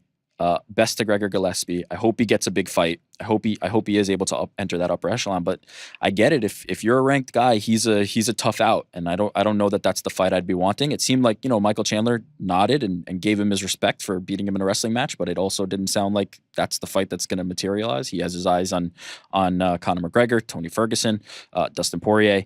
But I hope Gregor Gillespie gets that fight. I really do. I hope he gets a top tier fight because he deserves one. I couldn't agree more. It's amazing because I bet the UFC wishes they can clone Rafael dos Anjos because he's that guy. He would take it. He would take it. He would take it. Guy. He's fighting Rafael Fiziev on He's doing February exactly 19th. What I would hope happens for Gregor Gillespie for Fiziev, another guy who, it seemed like couldn't get that fight. Dos Anjos seems to be the guy who breaks it for everybody. Like you're going to get a top fight, you either win it or lose it and go on from there. So you're right. If we could clone him, there'd be a lot more guys getting opportunities. But can I just say, like, he's not that far removed from the loss to Kevin Lee. It's one fight, I believe. I think right. It's one. Now, granted, great performance, a comeback of the year contender, an all-time fight against a very tough opponent. But look, in that run, that was the only loss. People have bounced back from one defeat and then a quick comeback many a time. And I think he deserves a big fight. All I was saying was, according to the MMAfighting.com rankings, which are tremendous, and I Highly recommend everyone check The them rankings out. of record. Let's just say it now. Okay, so right now, Gregor Gillespie is 9. Dos Anjos, by the way, 8. Yep. Hooker, we don't know about his future at 155. He could be going to 145. Yes. Down. Yep. Fiziev 11. They're matched up. What about number 12, Mateusz Gamrot? It's a great fight, but he's looking upward. I know, but it's not that far off. 12, look. If you're asking me what I think is going to happen, I think it'll be a fight like that, and then hopefully after that one, we get Gregor Gillespie one up because I think he deserves it, and he's been calling for it. And listen, he's trying a different approach. He's been the quiet guy, the fisherman, just out on the lakes, doing his fishing, but not making the call outs. Now he's trying to get a little more vocal. I hope he gets it. I understand the frustration, but he's a tough out. By the way, what about this breaking news here? Just over the wire, MMAfighting.com, Damon Martin and Mike Heck reporting that Miesha Tate is moving down to 125 officially, going down to the flyweight division to fight Lauren Murphy, of course, who we saw recently fight against Valentina Shevchenko April 9th, that UFC 273 card that I talked about at the top of the show. So Tate going down to 35. Interesting. I think a lot of people thought at this juncture of her career, if she's going anywhere, it's the 45, right, to try to get that immediate title shot. Did you have to whip up a graphic for this? Are you busy? Or? No, I was just typing a message. But yeah, I like the move. I like the shakeup. There's a lot of names at 135 that are still interesting. I don't think this is like a preclusion of being able to take fights at 35 or 45. I like it. If she feels like she can make it, and based on the shape she's been in her UFC return, I have no doubt, and how locked in she seems to be on her nutrition with her coaches. Man, 25. I like it. No, I mean, if she can make the weight, it would be fascinating. But she is like ripped at 35, Yeah, you know what happens though? A lot of times, yeah, I agree with you. A lot of times, here, I'll give you an example. Edson Barboza, right? Mm-hmm. How much before he went down was everybody talking about how huge he was? He'll never make it. It's going to be like, and he's out here talking about how much easier it is. It's the same cut he had to do to 55. I think this is doable. I think that the nutrition and the science has come so far. If she can comfortably make it and feel healthy, I like it. I like life in that division. I think 25 is the one that is in the most need of new faces and new contenders, and she would be an instant contender there. All right. What else we got? Chael Sonnen. Shout out to Chael Sonnen. Just welcome back to the. He was on a little bit of a hiatus on the YouTube channel. God. Now he's been back. And I just want to say, if you thought Chael Sonnen had lost his fastball, no, it's still there. And I enjoyed his content this week. Shout out Any to Chael. particular video or just general? He's back. He's been pumping out a lot of content. I mean, he had that very entertaining one with Patty Pimblett. I thought that was a strong one. I have been, obviously I sparred with Chael for 3 years there where we were less interviewer guest. It was more we're on equal footing. I know when Chael's mad. I can tell when he's mad. Early days of Aaron the Bad Guy, he would get mad at me a lot. I think he was still trying to feel me out. It was a little awkward at times. We were on, video, but he was mad in that video. He does not like to have his credibility questioned or be called clickbait. He was pissed in that video. You could typically tell when Chael's, mad, because he doesn't like to talk about himself a lot. Mm-hmm. He typically kind of stays on the topic and brings you this or, whatever some of those phrases that he likes to use are. Let me offer you this. He's offering something. And then he'll literally pick up his leg and cross. Like, he's the only person I know that needs to actually pick up his leg and cross. Sure, he's physically doing it. You get a lot of that. But when he talks about himself, he's typically... He's got something to say. He's got an Instagram. But it was a strong couple of videos for Chael. The fastball's still there, and I think the bad guy deserves a shout. Yeah. Shout out to Doug Crosby, by the way, writes great material. Oh, stop.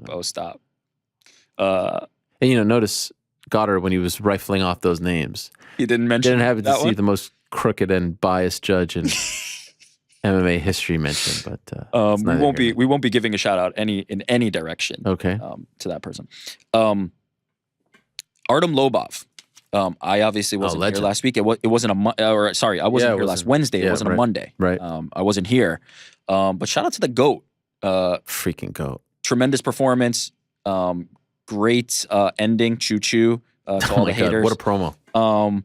but also just one of the fighters in MMA. We talk about being game. We talk about RDA. Artem Lobov, one of those guys. He was game. He knew his value. He knew his worth, and it seems to be pretty high. And walked away at a time that his value is still there. So shout out to Artem Lobov. I thought he was great last week and did it right. We had a few guys recently. You have Hunt giving some kind of advice, different sort of advice. You have Artem giving some advice. Guys who have gone to war in and out of the cage, right, for what they believe in. That's right. I mean, Artem going through that whole process with that former manager is actually a great lesson for a lot of younger fighters. That one part that he tells me, I cringed when I heard him say that he just signed the contract without reading it. Sure. Because, I've been in those situations where it's awkward and you don't want to come across like you don't trust the person, but that's... Yeah, he was starting a new relationship. Yeah. He didn't want to call it into question. It'll happen. That's Exhibit A, why you always read the contract. Absolutely. So, yeah. But shout out to the GOAT. Shout out to the GOAT. For real. No shout out to Derek Lewis and Tai Tuivasa for trying to pull the wool over our... I actually don't think they were lying to me, to be honest. You think they were? I don't, but I mean, it's just how fortuitous is it all of a sudden. I don't want to fight in Houston. I know. No selling Tai Tuivasa. We find out a day later he's fighting Tai Tuivasa. 2 days later. I mean, it's literally Friday morning or whatever it was. Shout out to Farah Hanoun of Junkie. I think she was the one who broke it. Yeah. That was weird. I mean, it's an incredible fight. I'm a little worried for Derek because the matchup doesn't worry me, but he really spoke about how fighting in Houston brings him a lot of anxiety and all that stuff. Yeah, and I think, to be honest, I think him getting one under his belt will probably be the best thing to happen. He'll be able to now see, okay, these are the things that cannot happen if I'm fighting in Houston. I'm turning off my phone. You're not calling me. You're not getting tickets. You're not getting this and that. He's going to probably treat it like an away game, and I think he'll be okay. By the way, crazy stat. Fun matchup. Go ahead. Very fun. I mean, oh my God, what a fun matchup. I believe, and shout out to the guy on Twitter who tweeted this. I'm not stealing it, but it was just some random guy when this news was announced. I saw it. Derek Lewis is something like 8-0 or 9-0 in the month of February. Did you know this? I didn't know that. No. Look, last February, Curtis Blades won. What a knockout. Jeez. February 2020, Ilir Latifi won that fight. And by the way, he's fought in Houston before. That fight was in Houston. Just not for a belt, main event, all that stuff. The pressure was different. February 2018, Marcin Tybura, TKO victory. February 2017, Travis Brown, KO victory. February 2016, Damian Grabowski, TKO victory. February 2015, Ruan Potts, TKO victory. Way to go, Derek. February 2011, outside of the UFC, beat a guy named Taylor Herbert. And that's it. So what is that, 8 or so? I mean, I could see a nice little graphic being whipped up right now from a fighting with Derek Lewis's February record. What do you think? Maybe. HT, the MMA Hour. Not me, just the MMA Hour. Well, where'd you get the stat from? I mean, some guy tweeted it. Yeah, so then maybe he gets the HT. I would, you know what? I need to find it. Maybe if you search for him in the record, you'll find the guy who wrote it. But great stat, and bodes well for the Black Beast. Yes. But, give us the score next time. Okay, 2 quick MMA fighting shout-outs. Number 1, this team here on the MMA Hour, the air fryer gimmick, the sound effects. I mean, just amazing. Next level. Helwani being duped. Got to give a shout out. I was really duped. I must say. And GC for lugging the air fryer and all this in the duffel bag. Just. That is commitment. Elite you've level. Never shown that kind of commitment to this No, program. I mean, I've only been here 10 years, but, other than that, no commitment at all. I also love the fact that there's 4 people doing the one job that you used to do back in the day. It's impressive. I got nothing to say on that. Do we have any chewing sounds, Frank? Anything readily available, or you need to go through the archives for that? I got rid of them, yeah. Oh, yeah. And then... heartfelt, very, very sincere shout out to Alexander Kaley of MMA Fighting. Oh. Listen, I don't know if you know this, I was the judge of the final round on Between the Links. Jed Meshew and Alexander Kaley. You were the surprise judge? Go on YouTube. I was the surprise judge. Wow. And unfortunately, look, there was an argument made and it was a spirited debate, but the ruling had to go in favor of Jed.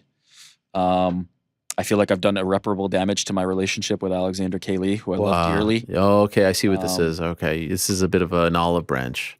I'm offering an olive branch. I feel terrible about it, but congratulations to Jed getting over the hump, getting his championship this year. Alex gave a tremendous effort, but I don't know if he'll ever talk to me again. Wow. I apologize, but shout out to Alex K. Lee. Well, I think that's A.K. Lee's music right now. He walks through the door. No, he doesn't seem like that guy. He's Canadian. Yes, but he doesn't know how to hate. Hurt. He was hurt by me, and I get Was he hurt? He feels betrayed? Yes.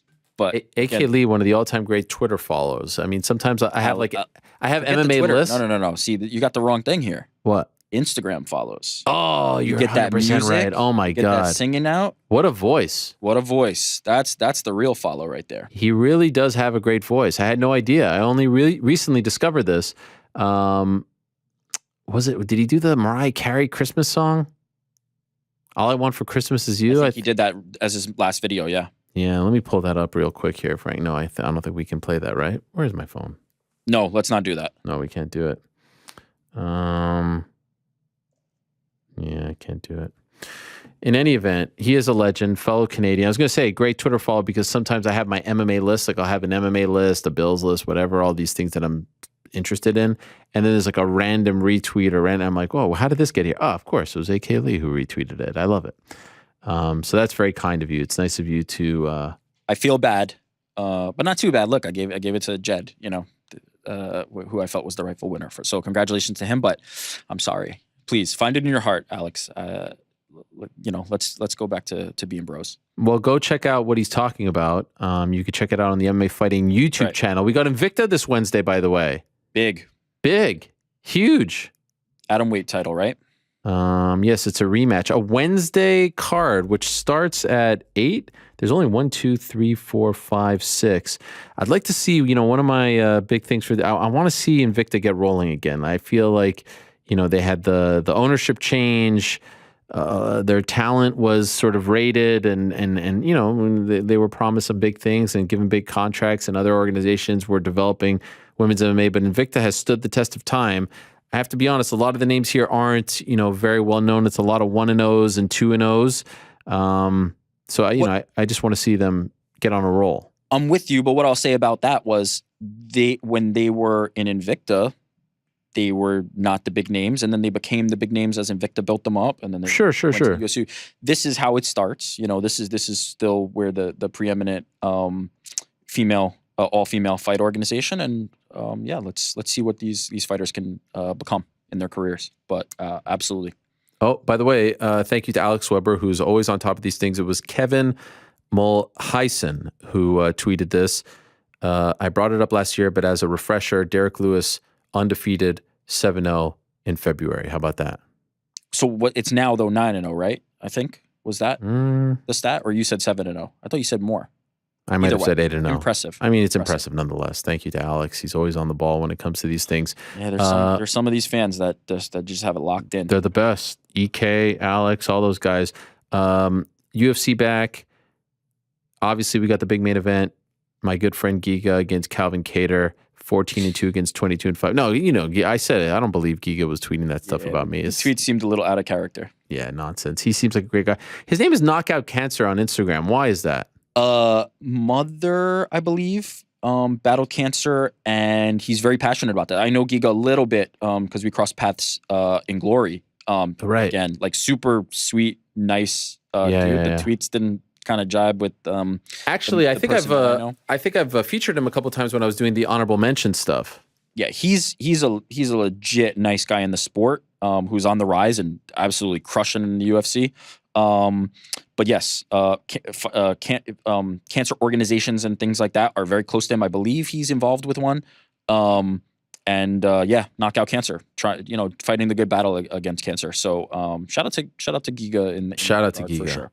How do you feel about the zombie choice? There was a lot of talk about this over the weekend. Who should? I don't love it.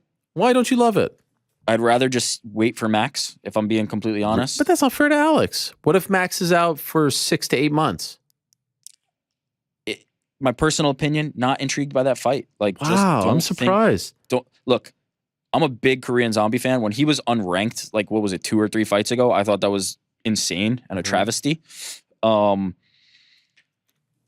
This fight just doesn't do it for me. It feels like a consolation, being completely honest. Do you think they should have waited for Giga?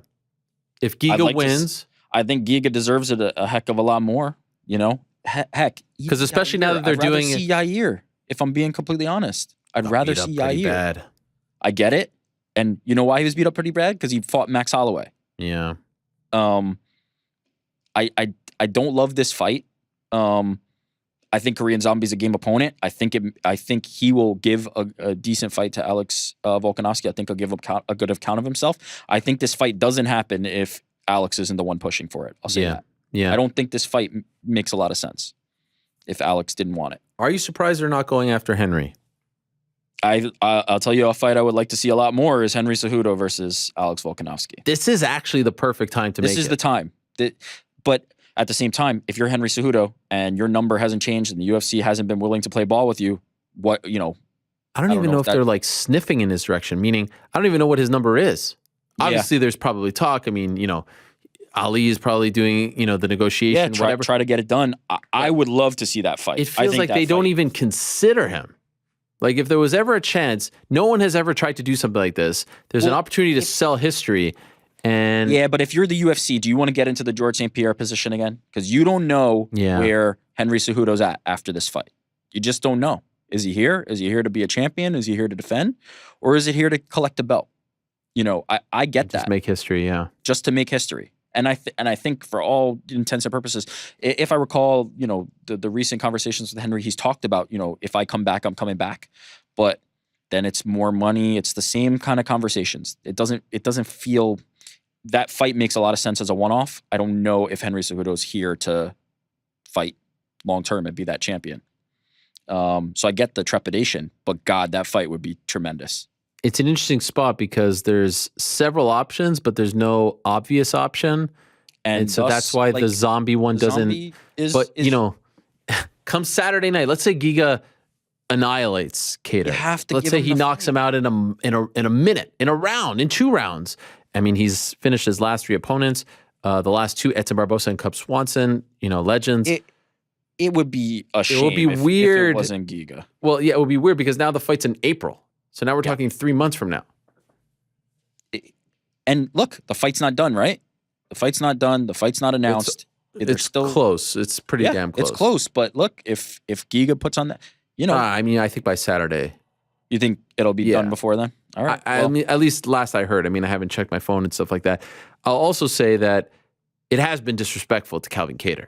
Like, people are just talking like this fight isn't even happening. Well, fair for sure. But I think from the perspective I saw so many, what about Gigas? I'm like, you do know he's fighting someone. Like, you could say, why not wait for Giga? Yeah. But I've heard people just say, like, what about Giga? Like, yo, he's fighting Calvin Kattar. Calvin Kattar. I think it comes from the perspective, though, of if you're looking at that matchup specifically, with a win, Kattar's not getting that shot no matter what, right? That is not going to be enough to get him that shot. So I think they're looking at it as between the two of them that are fighting this weekend, Giga with a win, and especially an impressive win, could easily be sold into that conversation and jump into it where Kattar could not. I don't think it's necessarily like Kattar has no shot in that fight, but if Giga is able to get it done, he's a clear-cut answer for that fight, in my opinion. I just don't think there's a resume out there that's as strong as his. Outside, you're talking Max Holloway, and that's it. It's Max Holloway and Giga right there for me. Do you like Khamzat Gilbert? Love it. That is pretty damn great. That's the fight, man. If you want to know if Khamzat Chimaev is the real deal, and I think the jury's out on that, but that's there's probably some that still want to know. You don't get better than Gilbert Burns to find that out.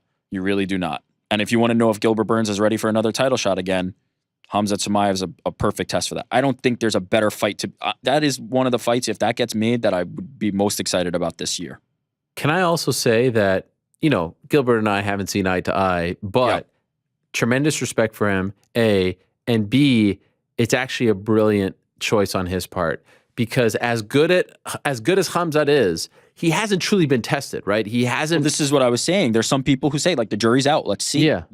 Well, it's sort of like Floyd fighting Canelo. I know it's a crazy example, but it's like sometimes you catch a guy young, you knock him off, you take that feather, you put it in your cap, and you can ride that to another title shot. It's as good as getting a top ranked fight. You know, you beat Khamzat, and that means the significance of that is as much as beating the top 5 guys. You know what I mean? Oh my God, yeah, it's crazy. No, and I mean, there haven't been too many times in the history of the sport where beating a guy who, I don't have the rankings up in front of me, but I don't think he's in the top 10, right? Is he top, if that, right? He's not top 5, but is like from a clout standpoint and a buzz standpoint is equal to beating like the number 2 guy. You mentioned, you know, Canelo and Mayweather. I'm going to mention another, you know, lauded name like Conor McGregor. It's when Conor McGregor was on the way up, people were clamoring for that opportunity. If you beat that guy, it means something. Right. You know, it means more. It means more than the ranking. And so I'm surprised. The narrative of nobody wants to fight this guy, I think, is obviously a little bit faulty. I'm sure there's some people that don't want to fight him on certain terms, but obviously we had guys like Neil Magny and even Gilbert Burns saying they're willing to do it. I'm surprised there's not more people lining up to do it. I don't believe that nobody wants to fight him. But like, if I was Gilbert Burns or one of those guys, the same way you're talking about, I would be clamoring for that opportunity now. Because, you mean like Neil Magny?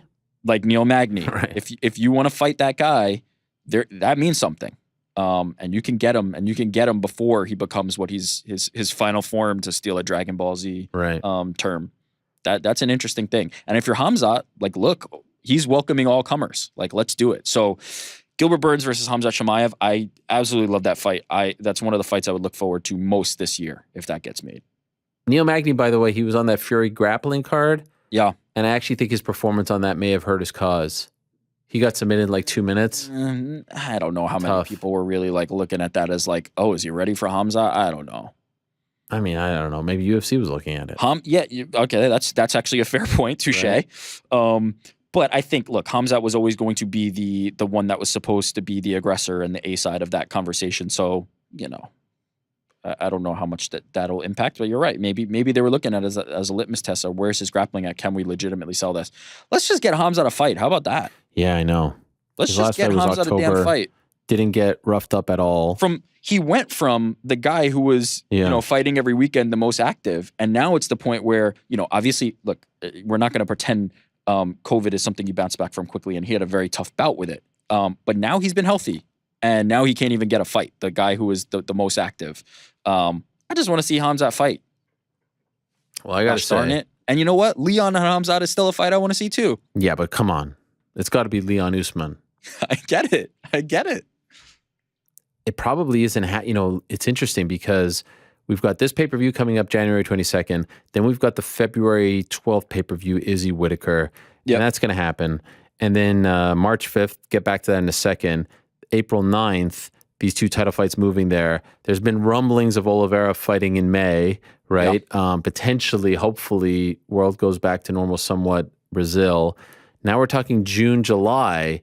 I mean, that's a year now that Leon Edwards will be out because of the timing not working out. And so I hope that, I mean, at that point, you would think even if Khamzat fights on April 9th, that fight will already be booked and he doesn't have to worry about someone skipping the queue. But I mean, crazy things happen in this game. Crazier things have happened. Honestly, if I'm Usman, I would take out Edwards now, get that win again. And then, you know, if Khamzat steamrolls through Burns, I don't know if you want to jump on that right away, but I don't know. But there's a good stretch coming up. You got this card on Saturday. Now the undercard is a little thin, if we're being honest, right off the gate. The main event is a solid one. The 22nd card is great. There's a break on the 29th. February 5th is Hermanson Strickland, which I think is really interesting at 185. Love that fight. Then Adesanya Whitaker, and we just got Bam Bam and Derek Lewis added to that. Dos Anjos Fiziev at 155 on February 19th. Dariush Makhachev on February 26th, which is tremendous.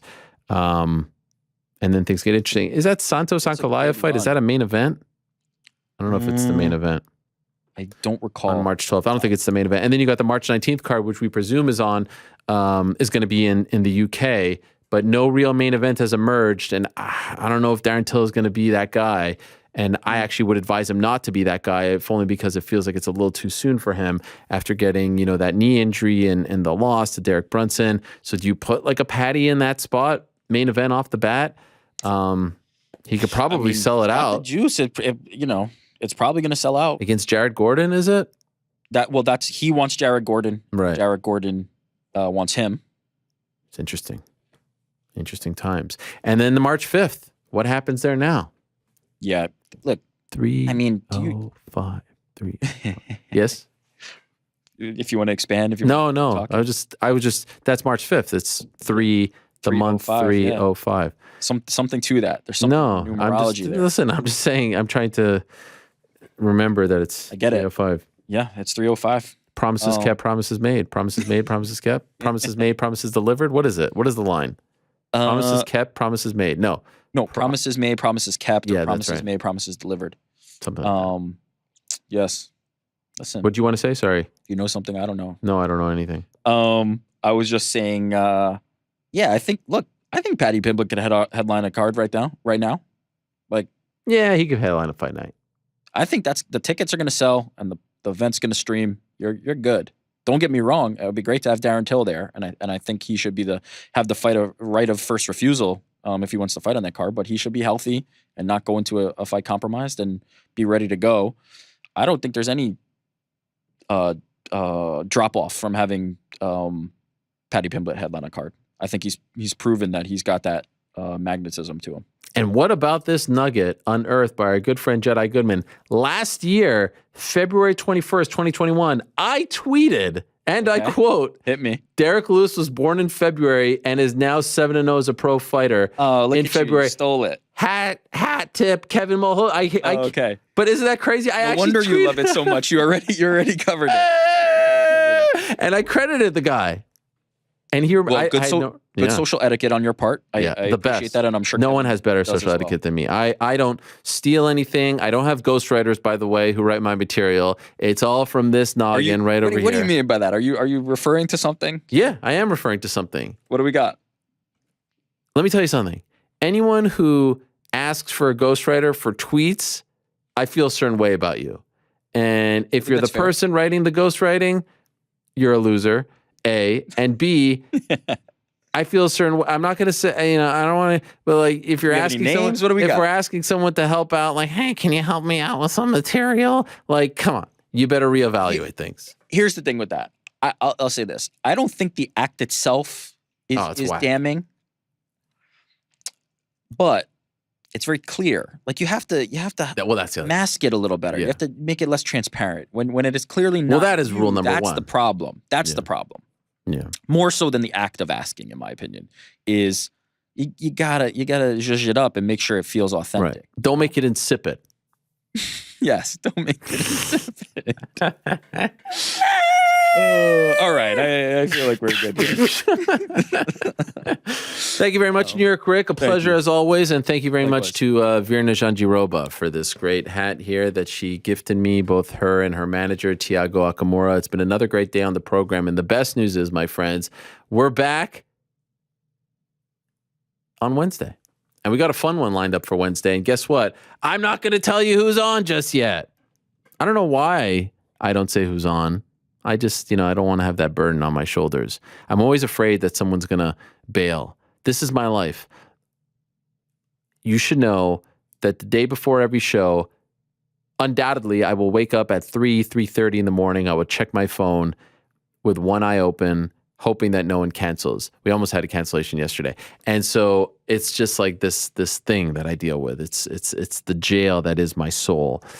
And so I don't want to jinx it, okay? That's just the way I am. All right, we've said too much. Frank, you can hit my music. What a fun day. It's so comfortable here. That's the thing. It's like nowhere else do I feel this comfortable. Like if they would bring me a pina colada right now, some slippers, what is it, a happy nappy, a happer napper. I got it for my daughter recently. A happer napper, is it called? It's basically like this fleece blanket that's also sort of a sleeping bag, and you have a pillow. It's one of the most comfortable things that you've ever experienced in your entire life. I would just sleep here and just wait till Wednesday. We'll watch the college football national championship game. We'll root on the Bulldogs or whatever their names are, and then we'll be ready to go for Wednesday. But alas, we are out of time. It's been a great day. I want to thank everyone who tuned in. Thank you very much to GC for tuning in from Indianapolis. And I wish him and the entire school and their fans all the best. Thank you very much to Marc Goddard. Goddard MMA is where you can get those classes. He's an insightful follow on social media as well. GoddardMMA.com. GoddardMMA.com. Oh, there it is. Great job, Tucker. GoddardMMA.com is where you can get those classes. Do check them out. Thank you very much to Ciryl Gane. Good luck to him on January 22nd. He handles everything oh so very well. Thank you very much to Michael Chandler. Great year for him. And of course, thank you very much to Christina and Mark Hunt for joining us as well. I wish them nothing but the best. Back on Wednesday, same time and place. Until then, I say peace.